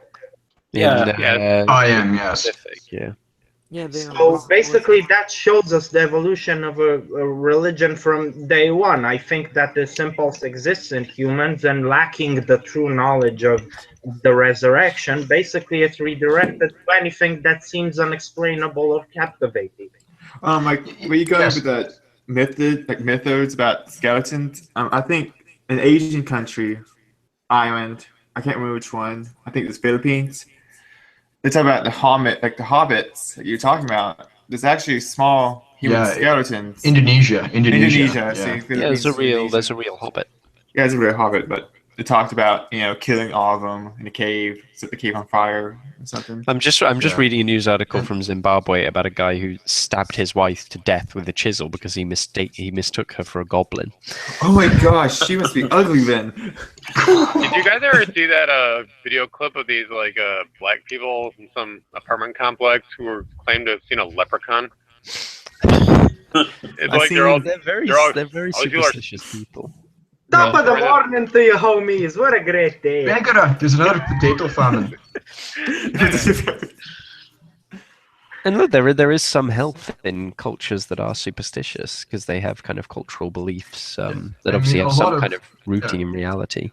And a lot of superstitions or not really superstitions, but myths contain analogical or metaphorical truths, like the myths about don't go hanging around with strangers who have some random creepy house out in the forest, from like stories about witches or so on and so forth, or don't go out at night, or so on. I mean, a lot of these myths have practical purpose. Breaking down superstitions breaks down just another element of culture that binds a racial group together. It's one less thing they have in common. Like Mexicans are kind of most superstitious because I work with them, and like They believe if an owl hoots, well, not all of them, but some of them believe like if an owl hoots, it means someone's gonna die in the Oh family. yeah. Yeah, And- Mexicans. I don't know about Mexicans, but Hispanics are pretty superstitious. Latins, like people with a Latin influence, tend to be like still like Italy is quite superstitious, like the Hey. evil eye. Well, actually, a lot of people around where I am are quite superstitious. I'm actually of like Anglo-Celtic stock, and weirdly enough, like a lot of the people in this particular province, I'm not going to dox myself. I'm like I didn't think so originally, but I was listening to some of them talk, and these are relatively well-educated people, and they will believe, like legitimately believe in some of these Even quasi-Celtic atheists. legends. Yeah. Well, yeah, I mean, the most superstitious person I know actually is my brother, who is a very secular person, but he will over things like sports even, he will be legitimately, he will force you to tap on wood if you, for example, try to predict the score of a hockey game. And you say, "Oh, you're jinxing it," and he will actually get angry, like tapping wood. You're going to affect your thought, because he's to an extent like he's an intelligent guy. It's really philosophically based because he's sort of like a solipsist, and he really believes that your internal mind can affect the outside reality. Yeah. So in that structure, it sort of makes a logical sense for him to be worried that my thoughts might affect the outcome of something, right? Mussolini didn't believe in God at all. He was essentially an atheist, from what we know. And apparently, according to reports, every time he met with Julius Evola, he would make the sign of protection from the evil eye before they met, because he thought that Evola had occult magical powers. Well, it's like mean magic, if you think about it. It's a sign of protection from the evil eye. Is that the thing that Ronnie James Dio got that was turned into the horns? I'm not sure what it. Let me look it up. I'll just look it up here. Well, it's this basic religious impulse. You can't get rid of it. Very few people are actually atheistic and nihilistic. I'd say superstition is something different, though. Superstition is more like the attribution of, like the false, mistaken attribution of causes to things. It's when you take something that has no effect on something and you think it does.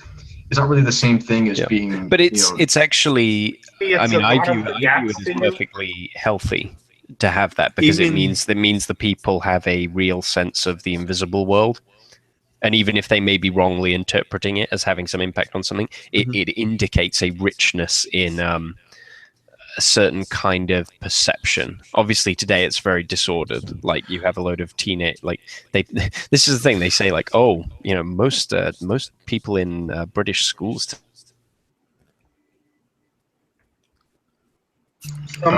You there, Mark? Are you break? Yeah, you cut off there, Mark. Kind of faded away. But on the subject of superstitions, though, I mean, I remember reading an article years ago about superstitions and it basically said that what superstitions are just a way of people trying to create order, sort of like to have a routine. Like, okay, if you do this, then you do this, or if you do this, this happens. Just a way of sort of like structuring it mentally so that everything seems ordered. I've heard that too. Let me give you an example of a Romanian superstition. So we have this village that used to be next to a very heavy methane pool.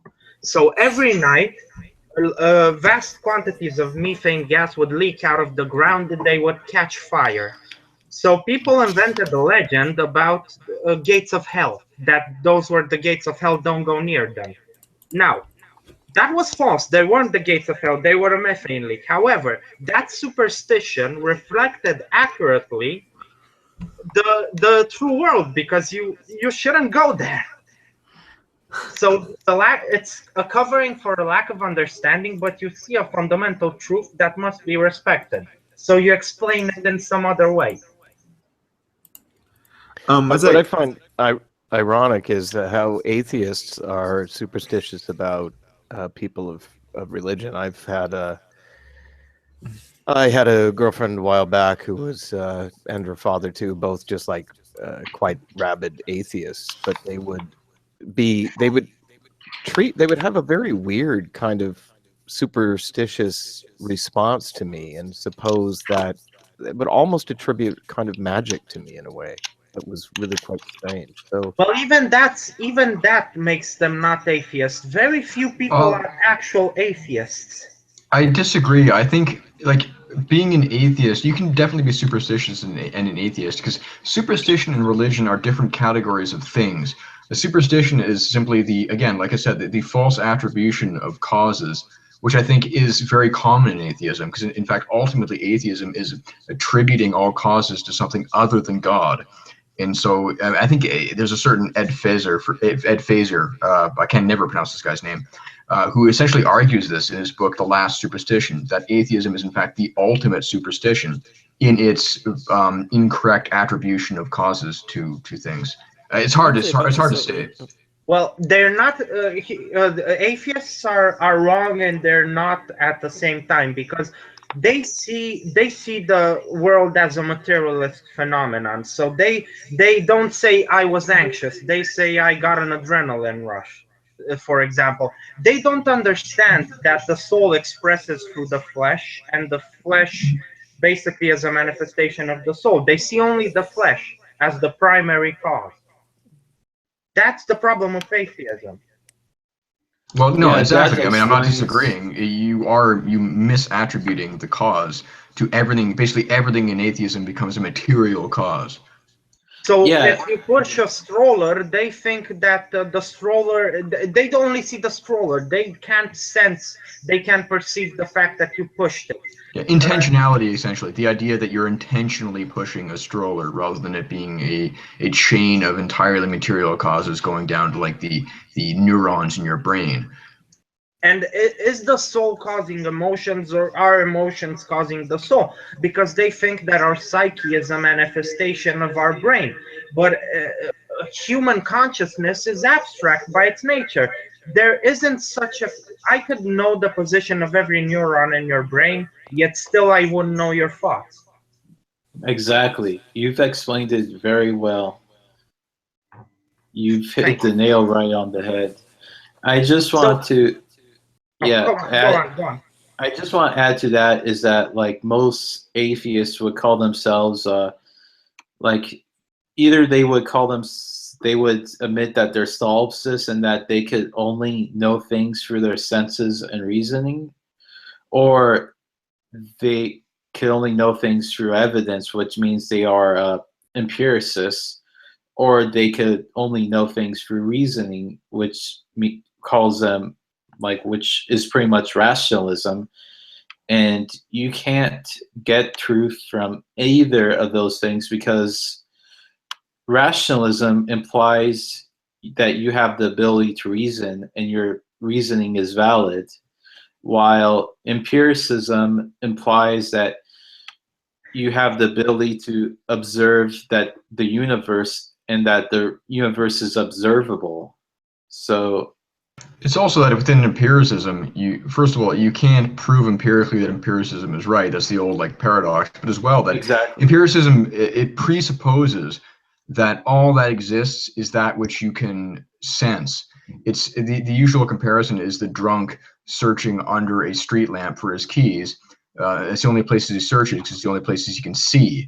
And it's the same fallacy that's committed by the materialist empiricist. The problem is that empiricism works very well in a very narrow field of experience. In fact, empiricism breaks down even at the small nuclear level, but leaving that aside, it works on the physical universe. So it's very good. We have this spark of knowledge granted to us by our creator that allows us to kind of see the design of reality and say, oh, I saw what you did there.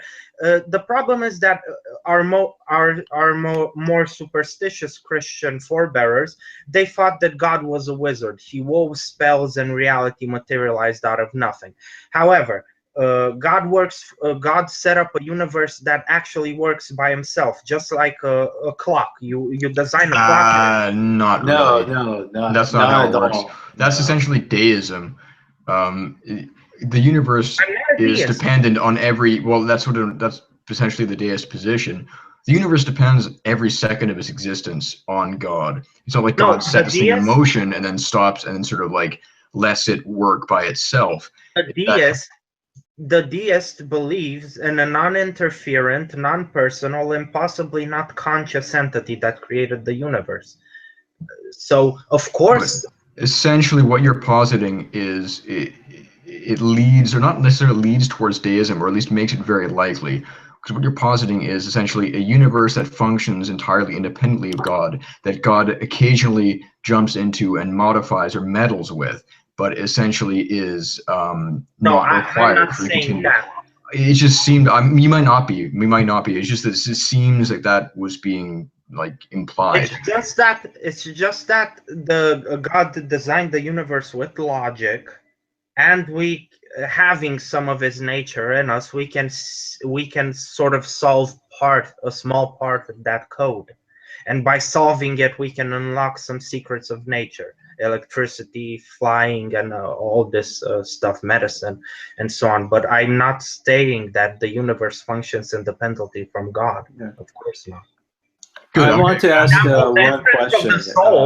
The entrance of the soul in the human body is an entirely supernatural and theological event. You can have a natural process through which an African ape certainly becomes a human. There must be a rational soul, a rational soul capable of abstract thought and I understand what you're saying there. Yeah. So no, I'm not a deist in the slightest.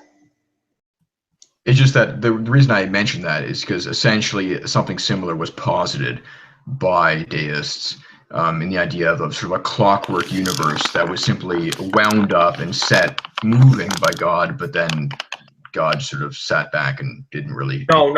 I'm just not. I know. I'm not saying you're saying that. I'm not. Yeah. Many Christians here in Romania have this this view that the universe is basically held together by spit and duct tape, and it doesn't make sense without. But it's actually very logical, and you have some of that divine inspiration to see what he did and how organisms evolved and how planets formed and how it's logical. It's not. Certainly, yes. I mean, certainly, if you're looking within like material causes within the universe, you can absolutely understand that there's definitely logic to the universe. And I think the irony here is that one of the maybe not so well thought, you don't really think about this too much, one of the, I guess, heroes of atheism, or at least of empiricism, Hume, his system makes this logic impossible. Because if you have this situation. I'm sorry, who? Hume. Oh, okay, go. Hume. So yes. in his sort of metaphysical system, you can't be certain of the strict relations between a cause and an effect. So essentially, for example, if you throw a rock at a window, it's as equally likely for the window to shatter as it is for the rock to turn into like a bouquet of flowers or something. So he basically, Don't tell a new atheist. Yeah, and the result, and the result of that is that you can't actually be certain. Science is impossible because you can't be certain that your previous experiences will be repeated in the future if all causation is random. So the irony is that within the sort of his empiricist system, like science and understanding the world through observation is actually kind of impossible. Well, the atheists are right in one extent. They have this argument that most smart people are atheists. That is sort of true in the scientific community, because here's the deal.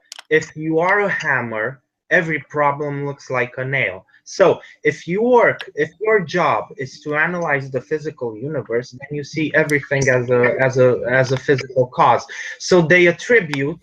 They basically become atheists and a little bit communist because these are subjective worldviews, and science is subjective. You can never know. I'm sorry. There is no concept in science that is 100%.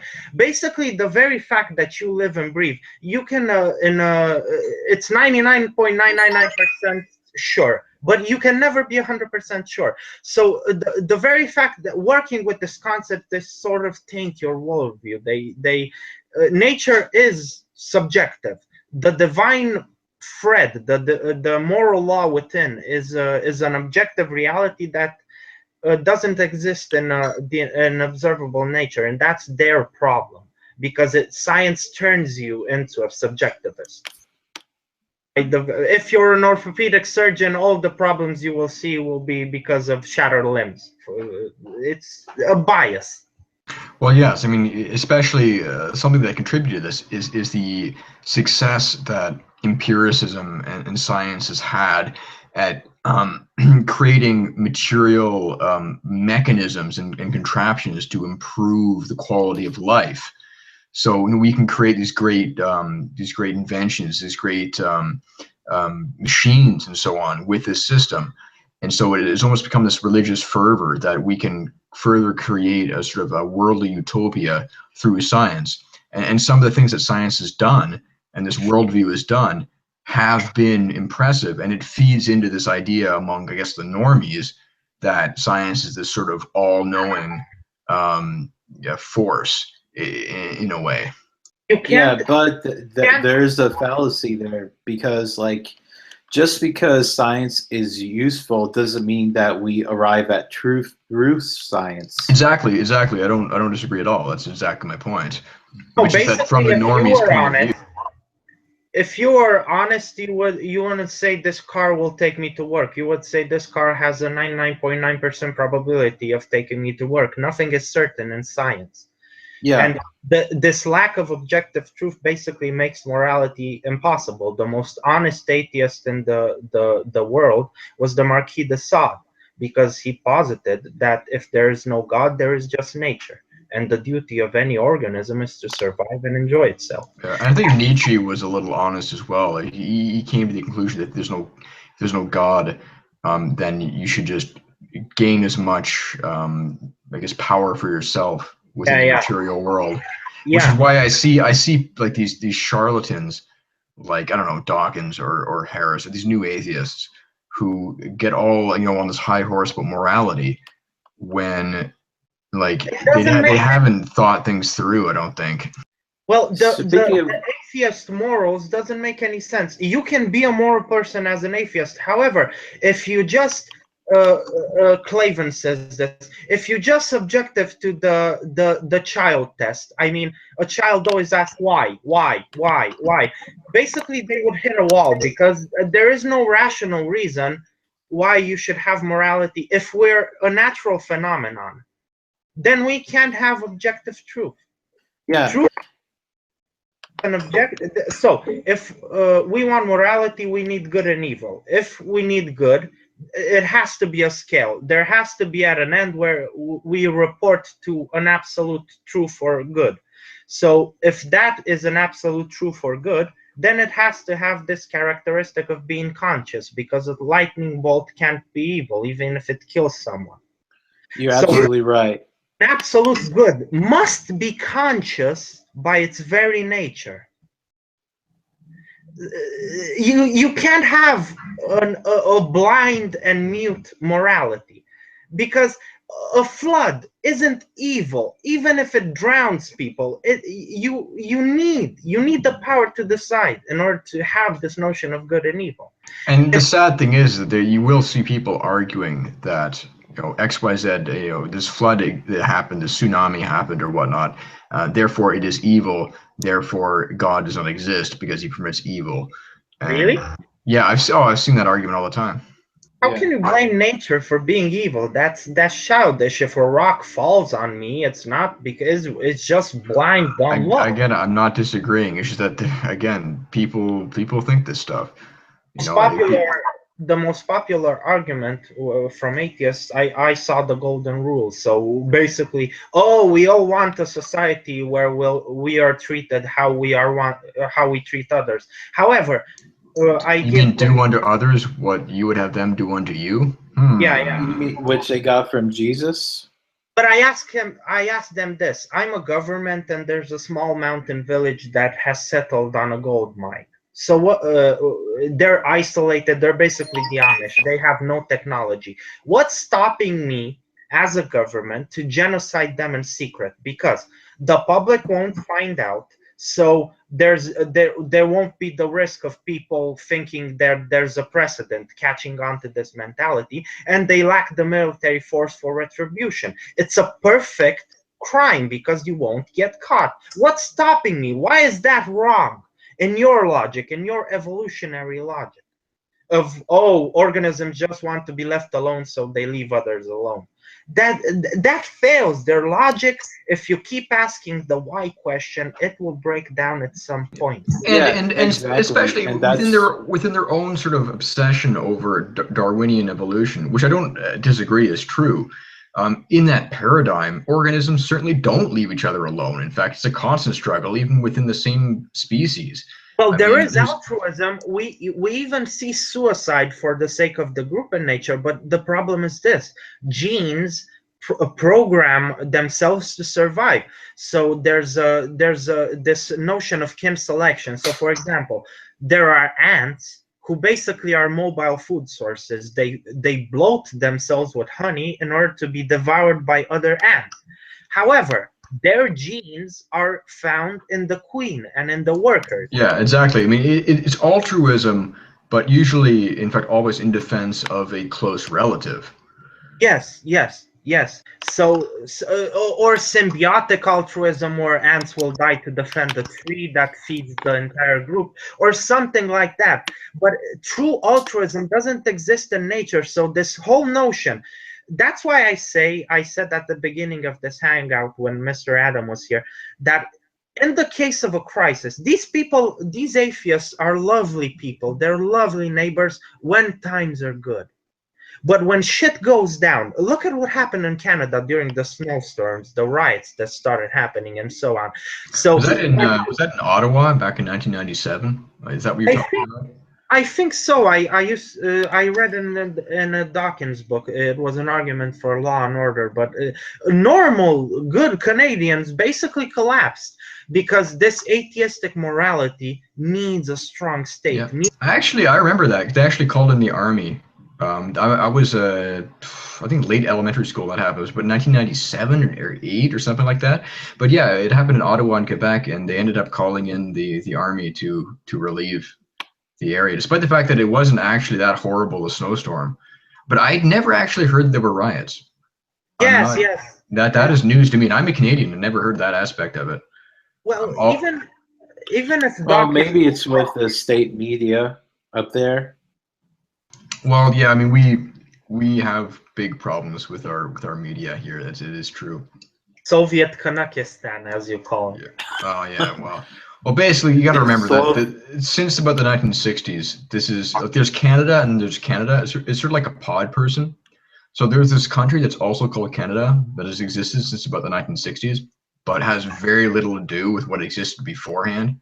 We're sort of living in this, basically, Trudeaupian Canada is to,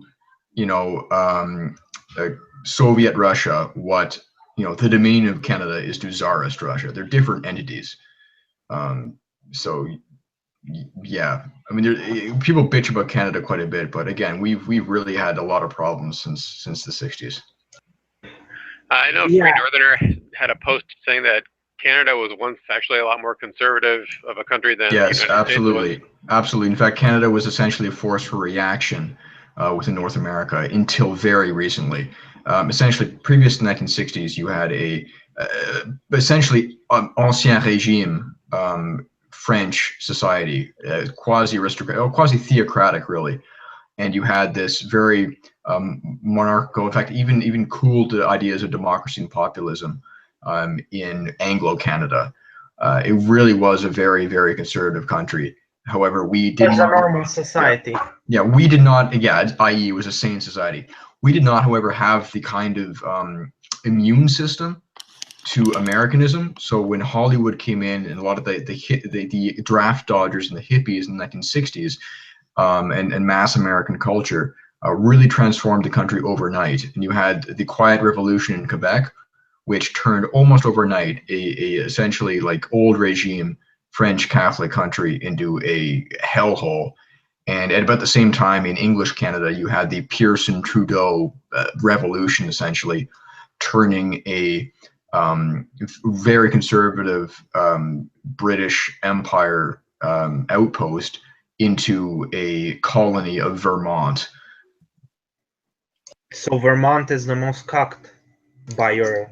Well, colony of Massachusetts, colony of whatever. Basically, after that period, we've ever since we've been essentially a northeastern U.S. state. Dude, you're really your country is really screwed up as far as I see in the media. It is.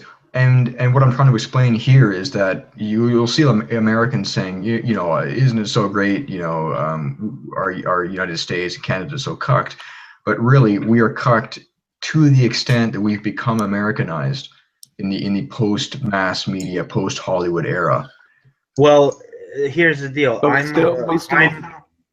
we still indulge we're in a way kind of connected with the British multicultural ideal as well, as very much akin to what's going on in Australia and New Zealand as well. So I would barely consider it. Multiculturalism isn't really a British thing. Even in Australia, they had the White Australia policy until very recently, and it was considered a very monolithic, monocultural entity, as far as I know. So I mean, you had this sort of imperialism, but there was never this idea that we should bring a whole bunch of Indians, say, and move them into Britain, or we should move a whole bunch of you know, there wasn't that idea.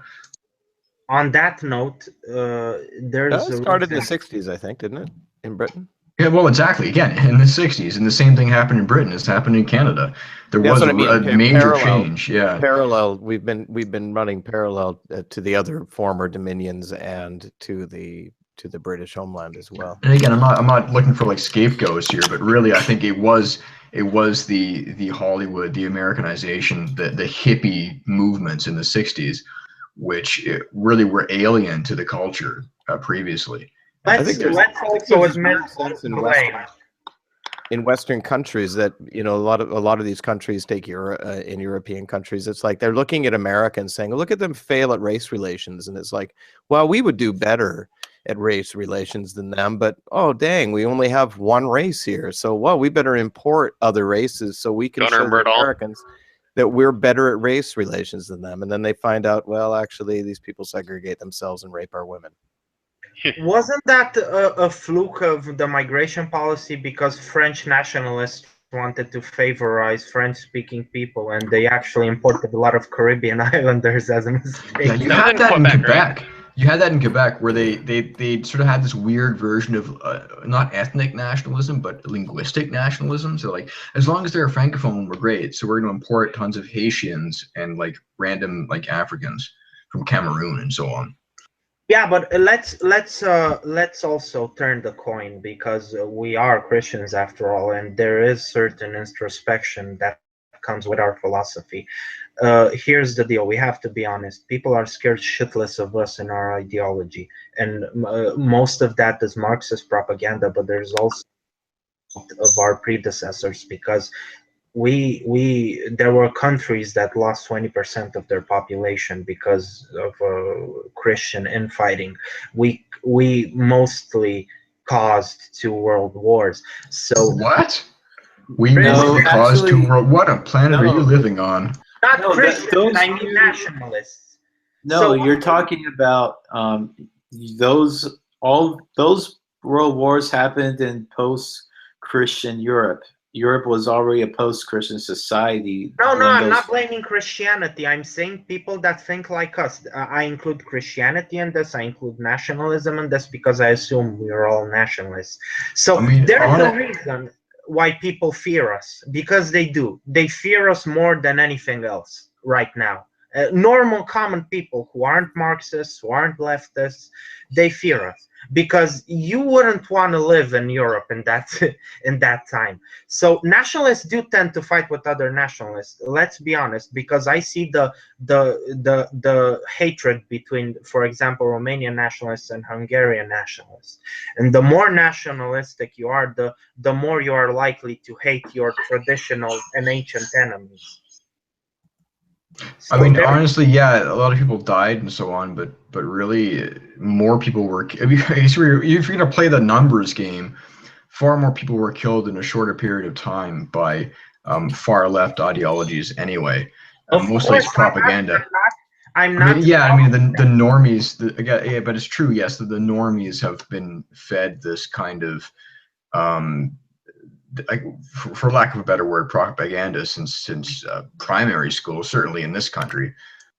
Maybe it's because you're not European, but if you actually spend time in the European nationalist community, you would see that nationalists from different countries actually sort of kind of want to fight each other. Oh, and it's definitely true here. I mean, it was maybe not, I don't know what it's like in the US, but even relatively right-wing Anglo and Quebec nationalists don't necessarily get along with each other too well, as far in my limited experiences with them. So yeah, that's the ember of a flame that can burn our house down again. And I'm not saying communism is not the greater evil. However, it is our duty to see to ourselves. I don't care. God isn't going to tell me, oh, your neighbor was worse than you, thus you gain eternal salvation. No, we will each be judged by our actions. I don't care what communists do. I want nationalism to work as best as it could. So we have to purge ourselves from this. Well, really, nationalism in like the large nation state sense is a recent phenomenon. If you mean like sort of localism, tribalism, so on and so forth, I think it can work in the context of like a decentralized empire, maybe. Although even the Holy Roman Empire tended to be a bit chaotic. You have to train yourself to not go full on nationalism, because there is a point of no return with this stuff. Believe me, there is, and there's no use denying this. People actually fear us. I'm sorry for keep repeating this, but they know how ugly this can get. The horrors of Marxism are hidden, so they only see us as evil. They don't see Marxists as evil.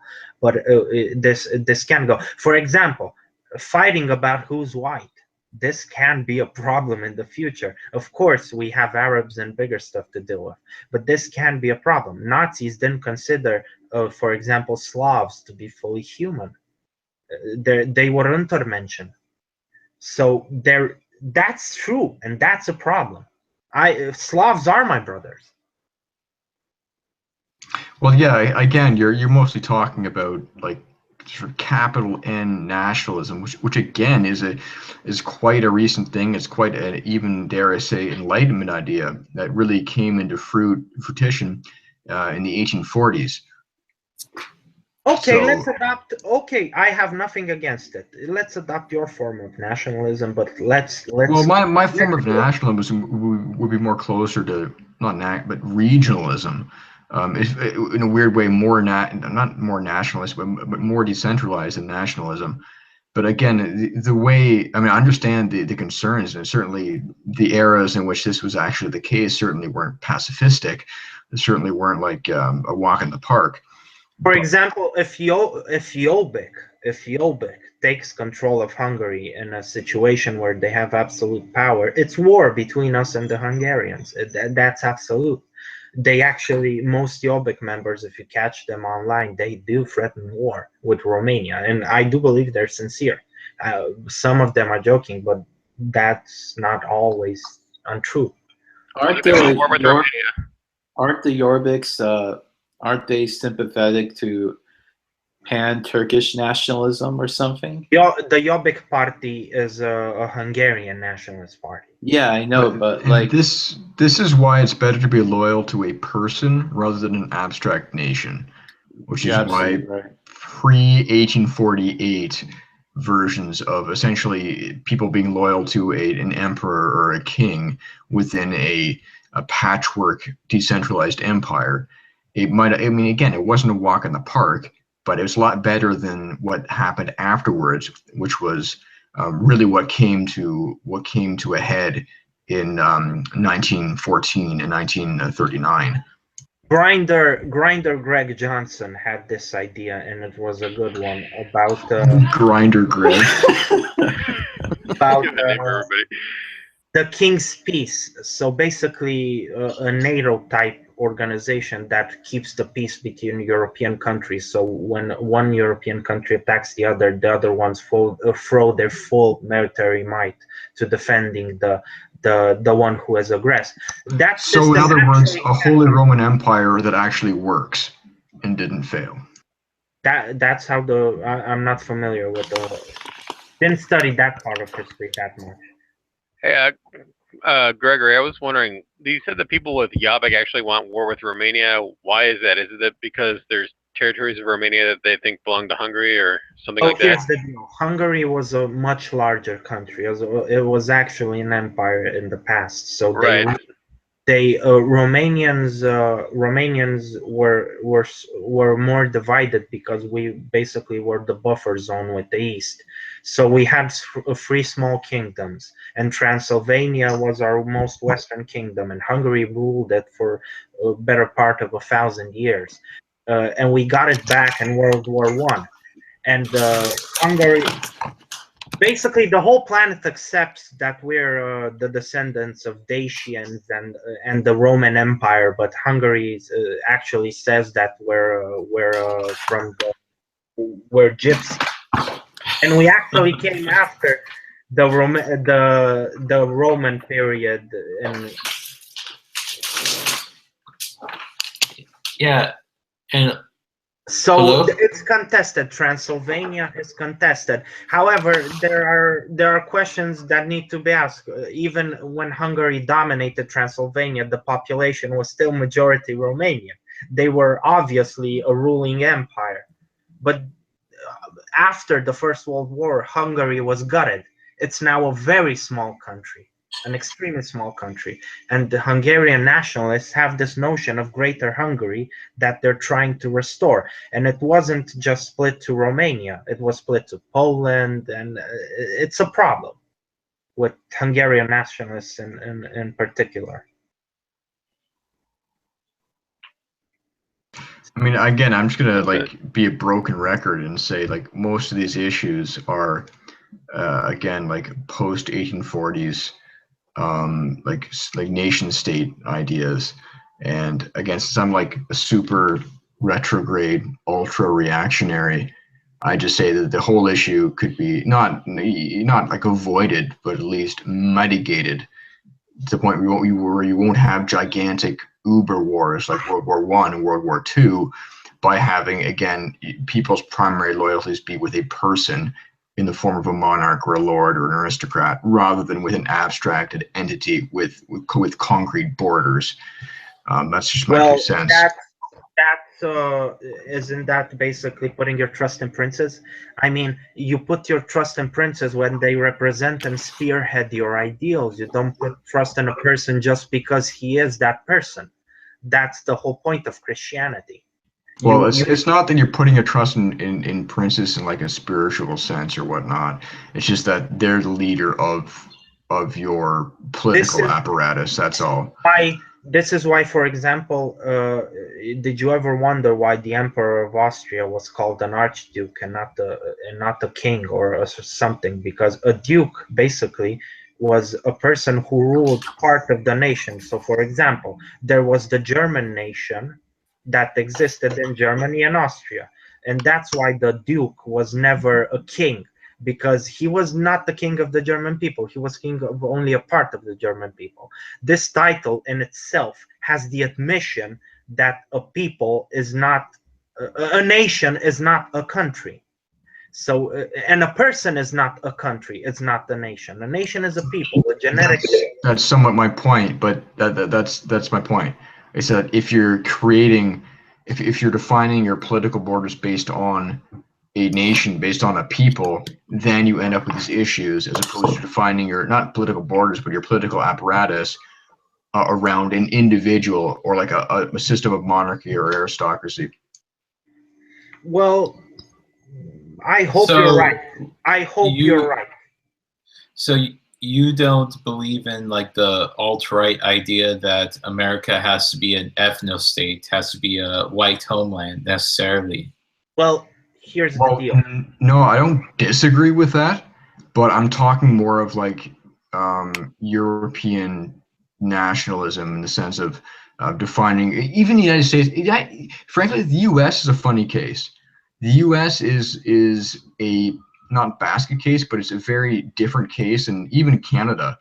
at least Canada, previous 1960s, we really do have like a mishmash, a Euro-mongrel mishmash of everywhere, of all sorts of ethnicities. It's really a special case. So I think a lot of sort of the sort of nationalism goes on in the U.S. Sort of the Euro-mongrel generic white nationalism is quite different than anything you're going to get in Europe. My statement to that would be, it's hard to say because I think they really are different. They are a special case. Here's a truth that's hard to swallow. In order to have a white ethno state, the American people will have to do some very horrible shit. So their best hope is secession and regrouping and forming a white homeland. However, if they want to reclaim the country as it is, they would have to wipe out and expel a vast number of people. It will be a genocide that the world has never seen. It's not going to be a white homeland without staining your soul. It's not going to happen. These people are not going to go willingly. You just elected the Civic nationalist president, and already they're ready to revolt against you. So it's going to be extremely bloody. And there's always the argument that you can't do that because you're rapidly becoming a minority in countries, so you won't have the firepower to back up conquering. The same could be said with Canada certainly as well, with the way the demographics have shifted. Yes, but you're a little far behind the Americans because you're mostly white still. In the disparate rural areas maybe, but in the seats of power in large cities where the real stuff goes on, certainly in Toronto, Vancouver, even Montreal. Toronto, for example, largest city and really the cultural capital of Canada, is maybe less than 50% white British. In the course of human history, transitions are always bloody. That's why it's so maddening, because we were lucky enough, most of us, to be born in traditional Christian societies. I wasn't. Well, you. I was born in a traditional Christian family, but not in a traditional Christian society. Okay, so it's just me. However, yeah, I was born in like a sort of a semi-heretical, like broad church, liberal, pseudo-Christian family in an utterly atheist postmodern society. Well, my point is that the bleeding was already done by people before you. The others stained your soul just so you can have this, and your parents sold you out. They gave away your rights. I earlier mentioned the fact that Europe was Christianized by the sword, and I'm sorry, that's absolutely true. Who didn't submit to Christian rule was killed in many countries. So those people stained their soul, probably risked their entrance into heaven. So you have this advantage, and they gave it away. Now we or our children are going to have to be that generation of conquistadors and crusaders that will do morally ambiguous things just to assure the safety. And I'm not sure that many crusaders will go to heaven because of the shit they had to do. Crusaders didn't do nothing wrong, man. Well, depends on which crusaders. Well, maybe the ones that sacked Constantinople might have had a bit of a problem, but yeah, for sure. Even when you get into Palestinian lands, you will have to kill innocents. You will have to kill people who didn't do nothing wrong. So you have to have a childish and simplistic notion of warfare to not understand innocents. You could just bomb them from there and call it collateral damage. Obama. Yeah. Thanks, Obama. Yeah, go on. I prefer for example, the Dresden firebombing, for example. It's a terrible tragedy that innocent people died, yet at the same time, it was not like a you intentionally like took a knife yourself and like stabbed somebody, like stabbed a mother or cut off a baby's head. Now that's more terrible.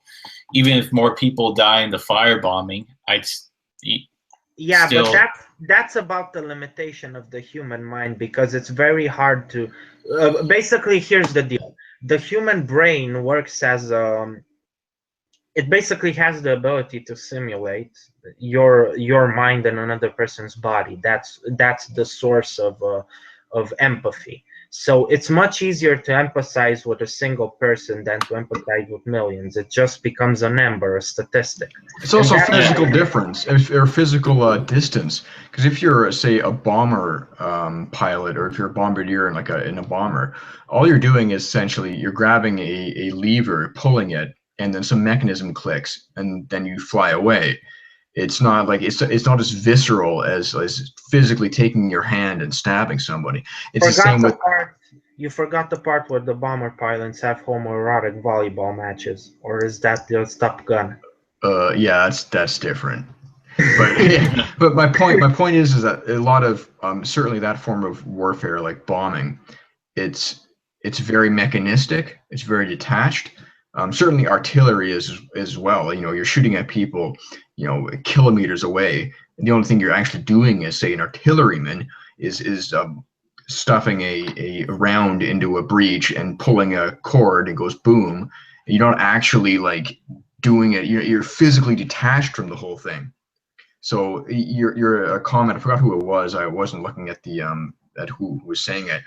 Where it's like different if you like stab a mother, if you stab somebody.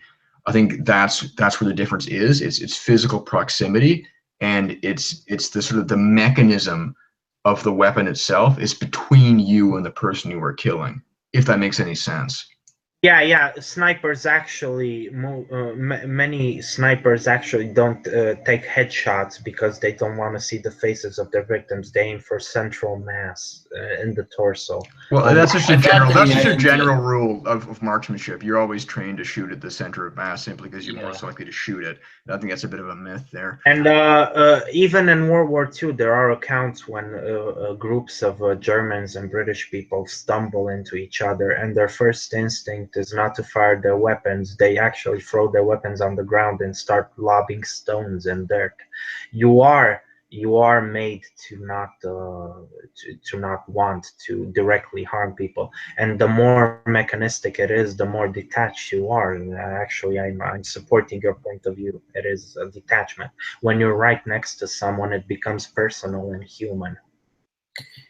One Christian author like I read was talking about like how he prefers that like if the people themselves, if the community stones criminals to death like they did in the Old Testament, than to have professional executors executing people secretly.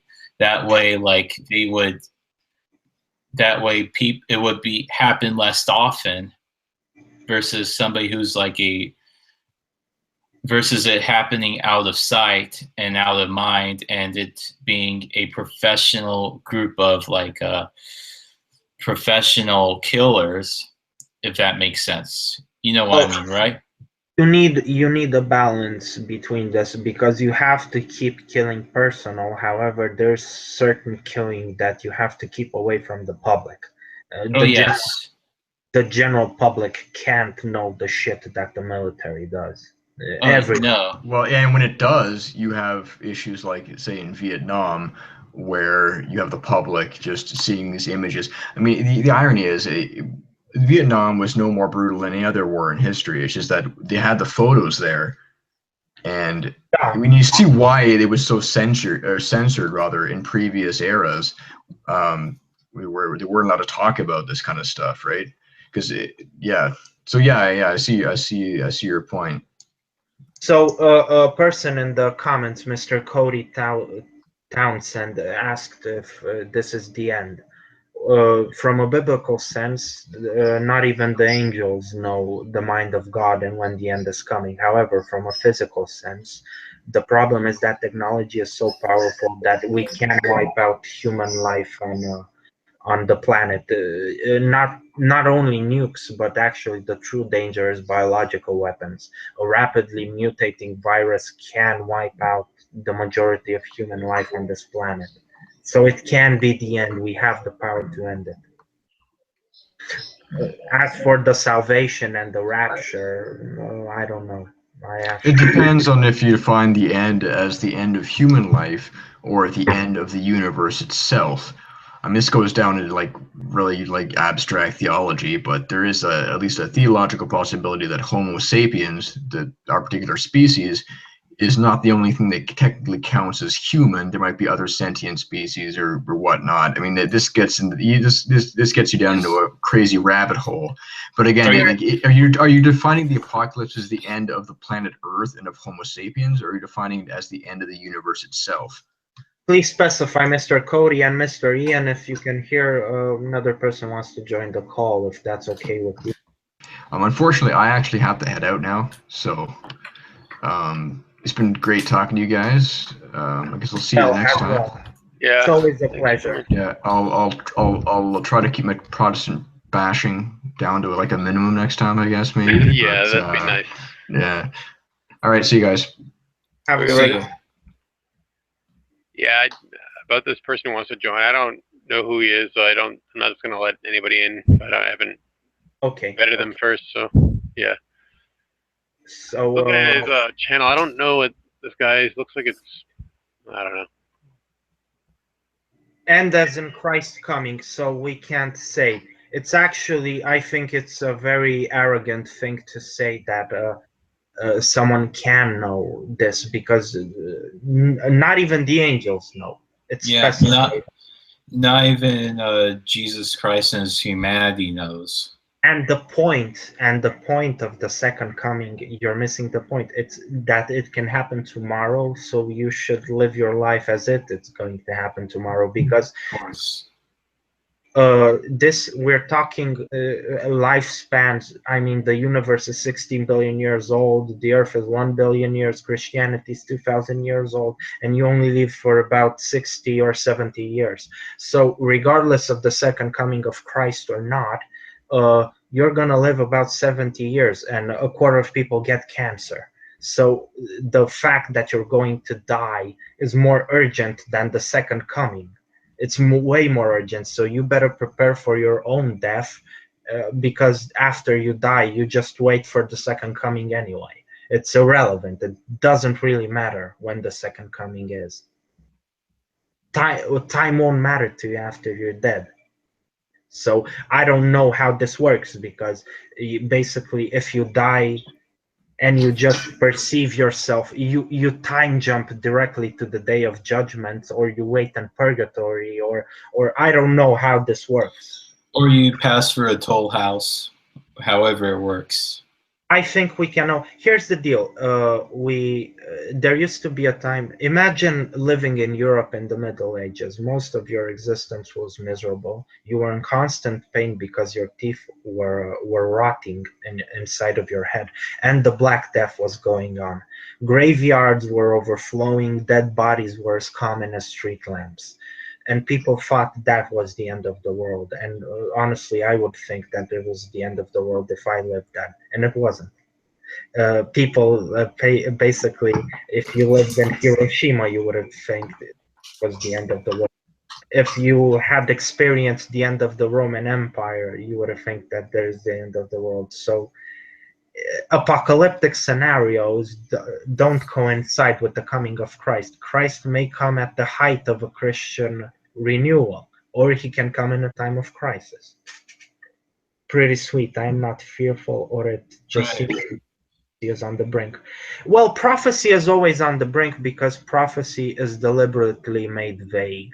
The thing about Christianity is that even the Bible leaves room for interpretation, because it leaves room for freedom. It leaves 10 people can read the prophecy or read the Bible and see 10 different visions of Christianity. It says more about you than it says about the Bible itself. People who focus on prophecy are a certain type of mentality. While people, me, for example, who don't worry about the prophet, are another category. I'm not saying one, obviously, but it says more about you that you think about the prophecy than itself. Yeah, yeah, definitely. People's prophecies are often a reflection of their own personal subjective experience or presuppositions. Hello? Yeah. Did Gregory? Yeah, I took a bathroom break. So yes, it is left vague, and that I understand the ire of getting back to the Protestant question. That's the issue and the blessing with Protestantism, because it is it's basically people left to interpret the Bible after their own heart.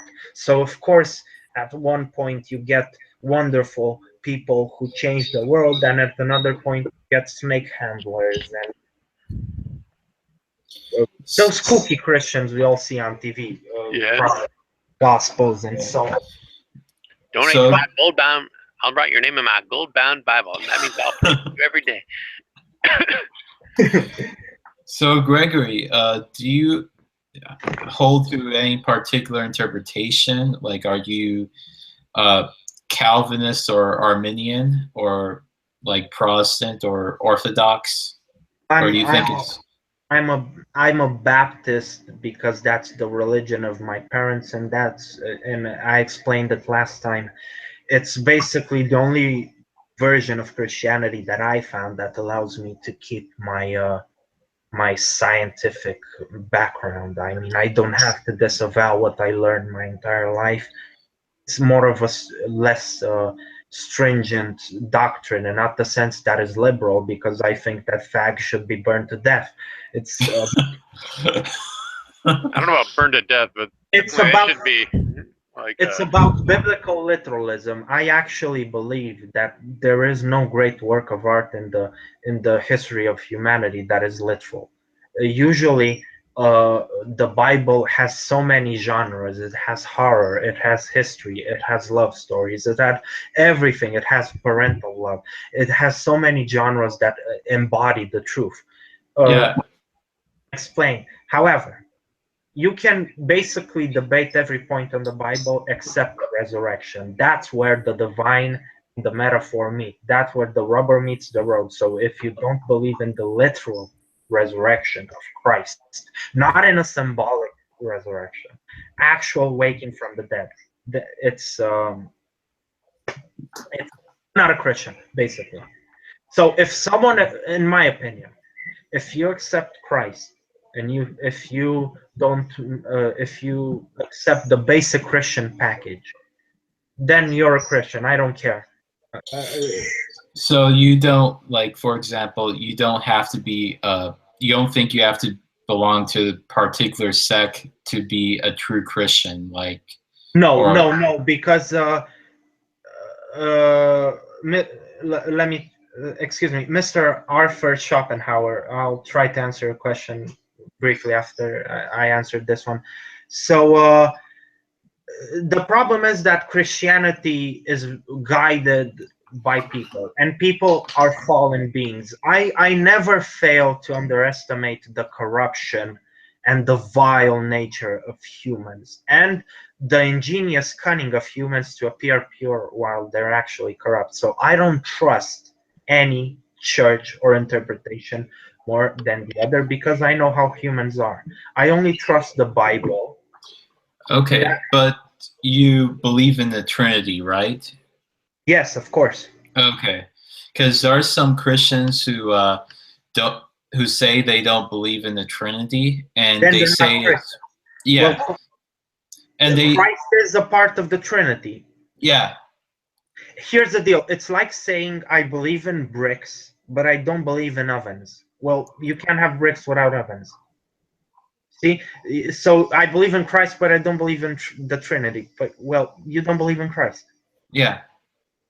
believe in the same Christ. It's like Muslims believing in Christ, but oh, he's a prophet. No, you don't believe in Christ. You believe in a guy named Jesus who was a prophet. So, getting to Mr. Arthur Schopenhauer's question. If you're interested in Christianity, first, I was a diehard atheist and an actual Marxist, and I understand how hard it is to turn to your faith. The first thing you have is practice praying.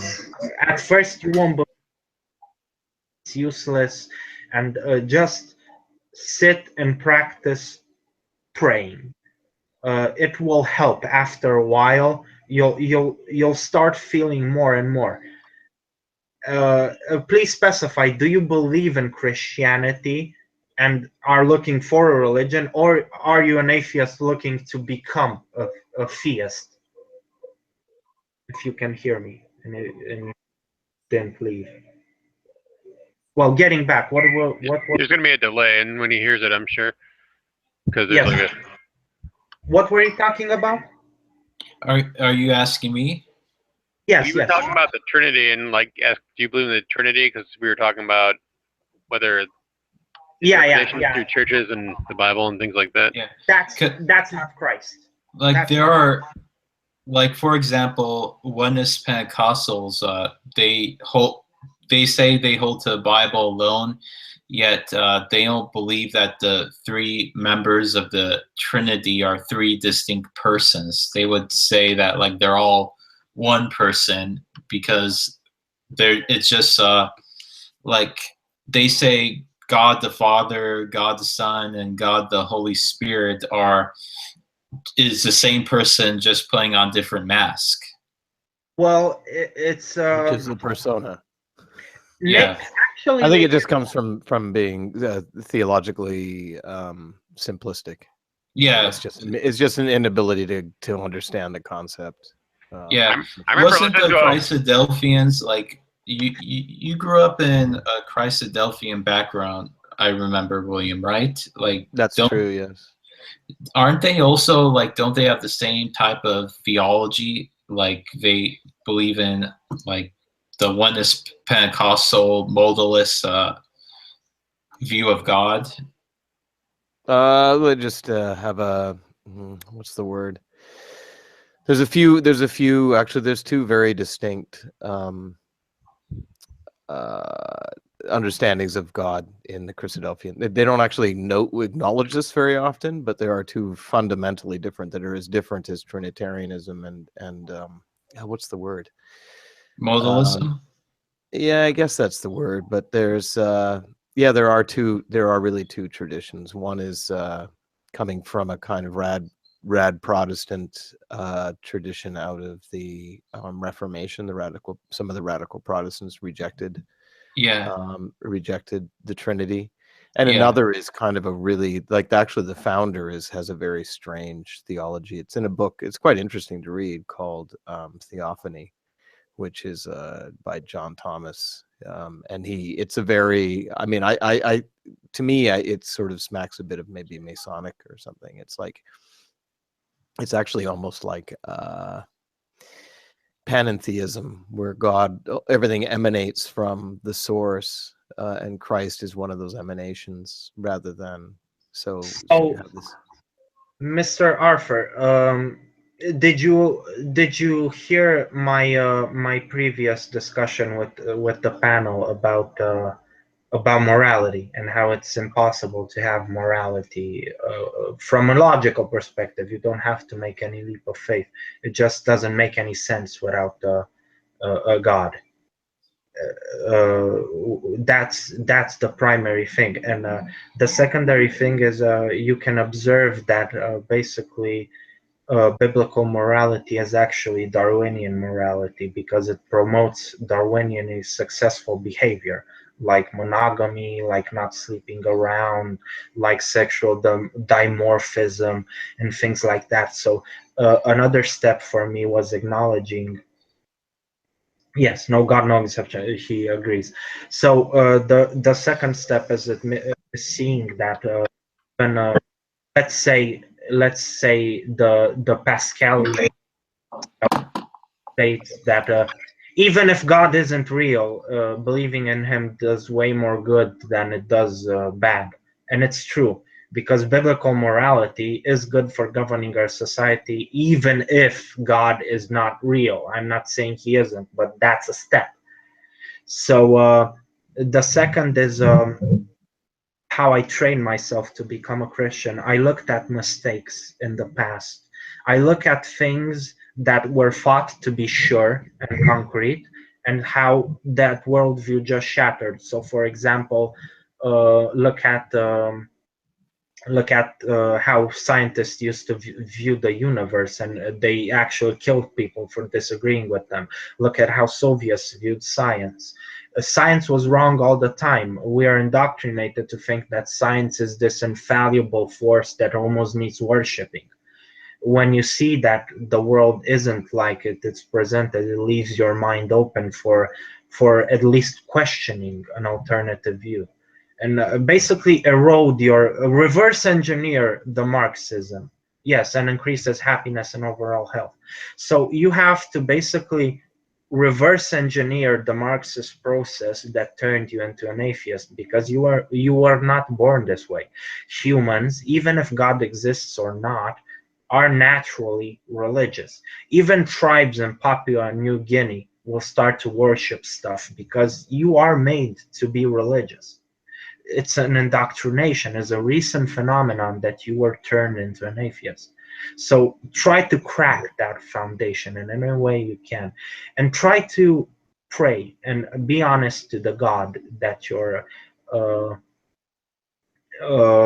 talking to, and you'll find that at first you'll only hear an echo. You'll hear your own thoughts repeated back on you, but after a time a certain personality starts forming. You'll feel something at the end of the line that is not your own. Find that you can't change it. It's unchanging. It's a standard to which you report yourself. Pray every night, even if you don't believe. Just talk to him, and acknowledge, tell him, I know you know my doubt. I know that my doubt is sincere, and be it by manipulation or honest inquiry, please help me to remove that doubt. And it helps. With time, you'll get stronger in your belief, and you'll see that it's not worth going back. It's nihilistic. It's too, the other side is too nihilistic. I would remain a Christian to the point of death. I won't go back. I'm sorry for hogging the conversation, you guys. It's fine. Yeah, it's good to hear from you. Hear what you have to say here. Let me add my little bit too. In my experience, the faith comes before the understanding. And I say that off of like what Augustine said. Let me look up the quote real quick.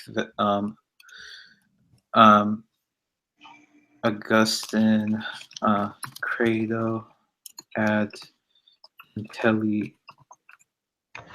Yeah, there's a famous saying that Saint Augustine said that it's in Latin, credo ad intelligam, which is I believe so that I may understand. Or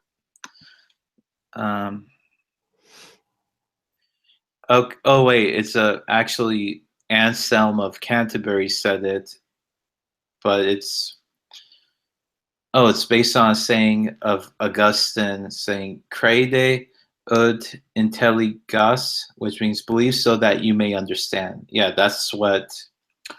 So it's pretty much you have to believe in order to understand.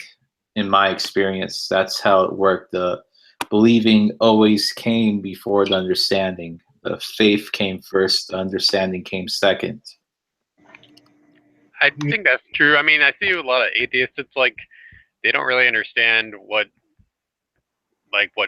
Christians really believe. Like they say, like, well, gee, I don't see any proof there's a God, so this is all silliness. Or so. Listen, yeah. You can't. The most important things in your life you can't test.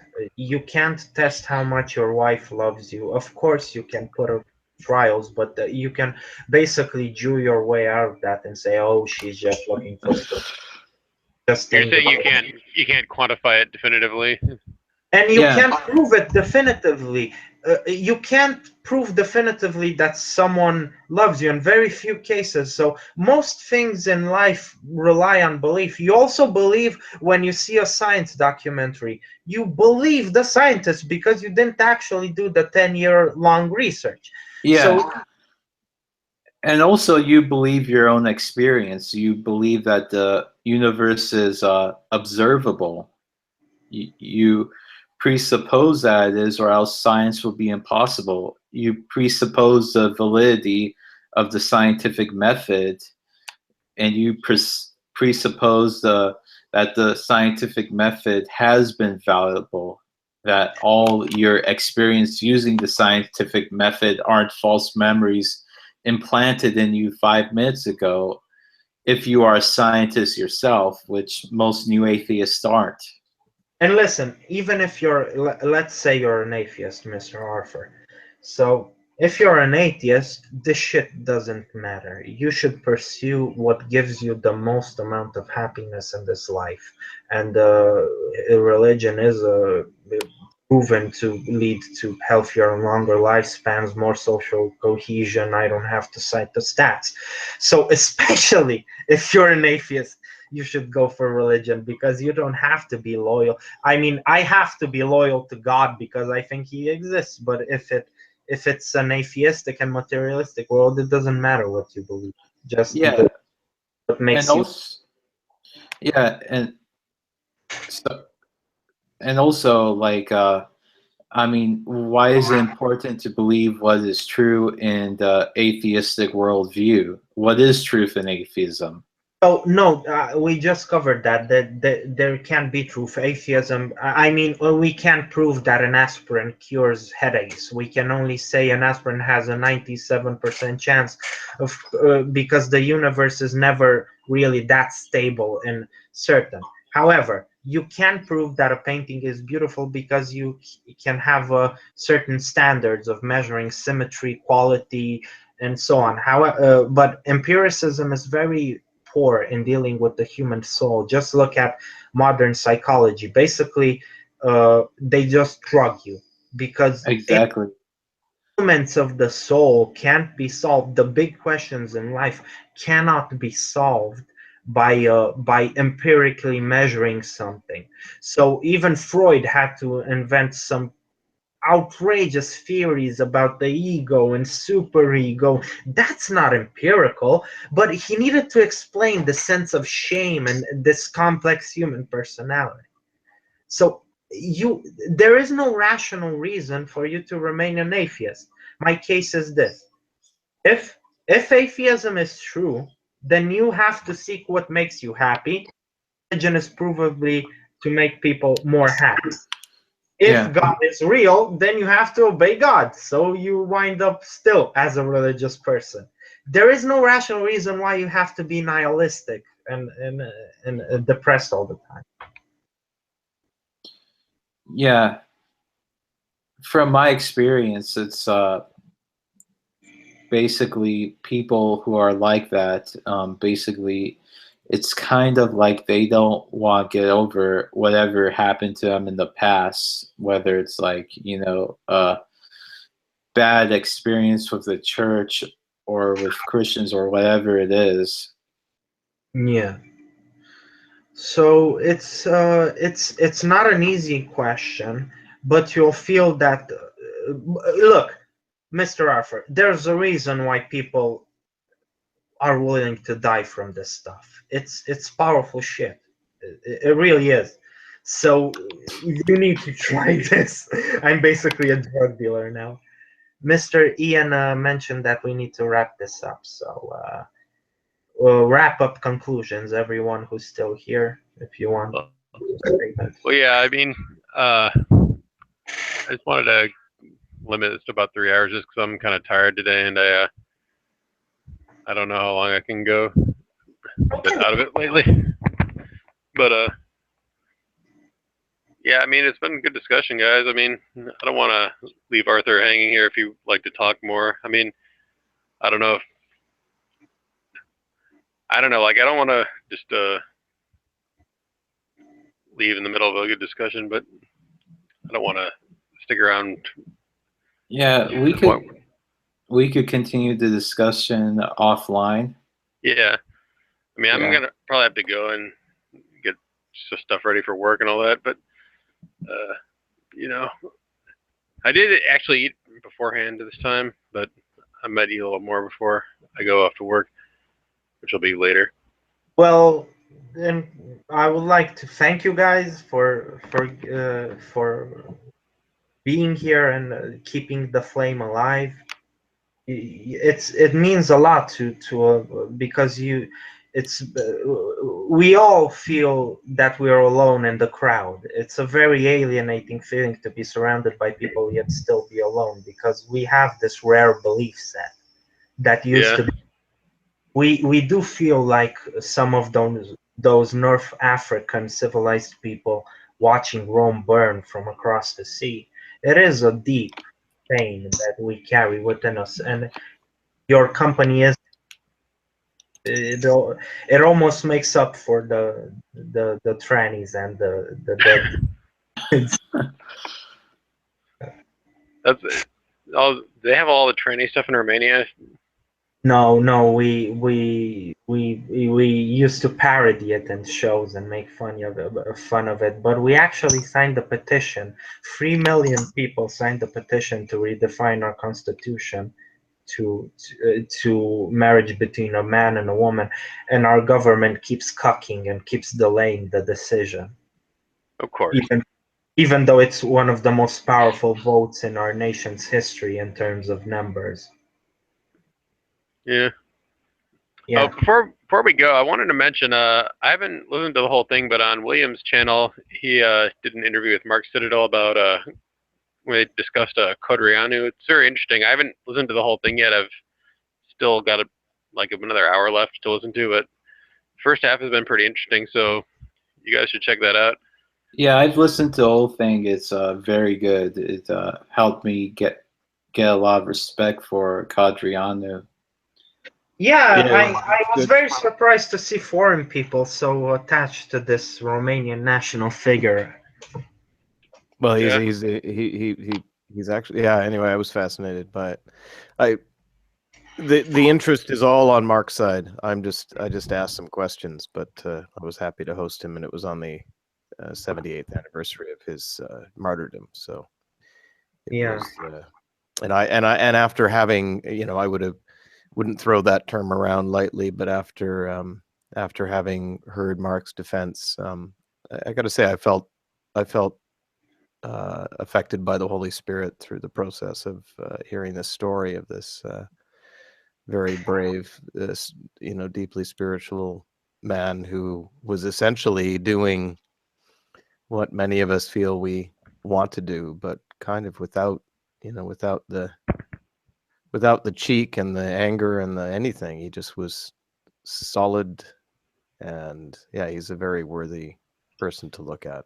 Well, that's the curse of the Romanian. That's the curse of the Romanian people. Basically, we're the niggers of Europe. We're disadvantaged, and we had this horrible past. But out of those ashes arose some of the greatest people in history, and artists, and he reflects that Romanian quintessential Romanian soul. However, that deep, a lot of corruption, a lot of poverty, and problems. Our national character is a very bittersweet, a very dualistic character, and you just have to be there to get it. I feel like what you said about the Romanian people, I've noticed like similarities between the Romanians and Armenians. Of course, they're similar in that they're both Orthodox and whatnot, but there's something within their very soul that they were not the most privileged people in history. They were oppressed and conquered more than possibly any other Christian group in history, and they were more oppressed by Muslims than any other group of Christians, and that creates a different type of character in Armenians than you see anywhere else in the Christendom. Yeah, there's this sort of tragic. There's beauty out of tragedy. It makes you appreciate. It makes a more vivacious and appreciative people, because we were crushed under the boot of empires always. Basically, every major empire in the history of the Asiatic and European continent crushed us. So, Yeah. there is this beauty out of suffering thing going on. We don't have the glory of the British, for example, or the kind of the beautiful patriotism of the early Americans. But we do have this. Our trademark songs are called doinas, and they're basically bittersweet suffering songs. We invented the notion of the happy graveyard. So we're kind of the Irish are always this way. They're a grim people that manage to find humor and smile. And seriously, the Irish are very similar to Romanians and The potato niggers, yeah. Have you ever heard the song? I think it's called "Another Irish Drinking Song." It's by a group Yes. Da Vinci's Notebook. Very funny song. Yeah. Basically, it's just a song about how we're just gonna drink because everybody's dead and stuff like that. Gather round, you lads and lasses, set you for a while, and hearken to me mournful tale about the Emerald Isle. Yeah. Oh, let's raise our glasses high to friends and family gone and lift our voices. Yeah, it's funny. It's good. So let's end it here. Real quick, Gregory, do you have Twitter at all? No, I meant to make a Twitter. Because Arthur was asking about that in the chat. No, I don't have a Twitter as of now. If I do, I'll update you guys. Okay, cool. Thanks. Well, I don't know. I hope, Arthur, if you're listening, I hope that you got some good stuff here for your questions, and anybody else who may have been asking questions, I hope that they were answered to your satisfaction. If not, I hope maybe in the future, hope that whatever questions you have, you can find answers somehow, and if we can help you along the way in any small way, hope we can do that. So, Mr. Cody is an Irishman, an American with Irish descent. Well, yeah, I got some Irish too, so. Yeah, me too. Dude, you guys should torch Harvard if you're living in Boston. I'm not close enough, but yeah, I do sometimes have dark fantasies about things like that. Well, not that I'm ever gonna do it. Anybody listening, just not that I'm gonna do it. I'm just saying. Yeah, in case the FBI's listening. I'm just saying, if somebody did that, I wouldn't exactly be crying my eyes out. So, yeah. All right. All right. Oh so anyway. no, all the sluts and liberal betas. Dude, I know this. I honestly used to think this was just TRS propaganda and making fun of people. But every time you watch an Antifa video, dude, those are such beta, low testosterone masculine faces. They're rounded. Their jaws are not well defined. Their chins are very soft or absent. Their shoulders are narrow. They're skinny or obese. Very few people. You sometimes get some union guys that are workers, and they're the old type of Marxist. But generally, this is a philosophy of the betas. Yeah. Isn't there like a different type of cuck? You call him the alpha cuck, who's kind of like how you say it, he's not a beta cuck, he's masculine, but he's a shill for liberalism and cultural Marxism. You know what I'm talking about, right? Yeah. Even in the animal kingdom, you find this. It's basically a subtle form of bragging. It's saying, I'm so successful, so well adept at surviving that basically I can afford to share my resources with my friends. And people are, and females are impressed by that. And that's what they do. I'm so good that I'm secure in myself, so I can afford to cuck myself for other people. Yeah, like the best example of that is Matt Damon. Oh, redhead here. Dude, he's a redhead. He won't go to heaven because he doesn't have a soul. Yeah. Is there a prejudice against redheads in Romania or something? No, that's just a Western type of joke. We don't have anything against. We don't even mention redheads. It's not a thing. Yeah. Anyway, guys, let's. I think we should wrap up here. So I just don't want to keep going on and on since we're. Okay. I've been trying to close on Let's a. I kind of want to wrap up too, to be honest. Yeah, I should get going. But anyway, before we go, I just want to say thank you to Gregory, Sam, and William for joining us, and also to Joshua, Adam, Mr. Fox, Drake, Monarchist Autist, and Mark Citadel, who were all here earlier. It's good conversation, guys. Got a little heated earlier, which was interesting, but that's the way these things go. I think that's replaced the hangout with Todd as the most interesting moment. But, yeah. Yeah. But, yeah. It's always why is it always the Protestants causing drama? Well, I don't know if he considers himself Protestant, Todd, but I don't know. I consider him Protestants, because like he's not a Catholic or an Orthodox, and he holds the Bible alone as his authority. So that's pretty much a very definition of a Protestant. I guess. Well, I don't know. Maybe he'd differ, but whatever. Anabaptist, I believe, is what he. Yeah, he's Anabaptist, Yeah, but I think it's a sect of Protestantism. I think I've heard him say he doesn't consider himself Protestant though. But well, whatever. He can define it however he wants. But anyway. Yeah. Thanks for coming, everybody, and everybody who's in the text chat. Thanks for listening. Yeah, you guys rock. Yeah. Good time. Glad we could get together after 3 weeks. I love you in a non-Richard Spencer way. All right. Now, on that note, have a good night, everyone. Thanks for coming. We'll see you next time. All right.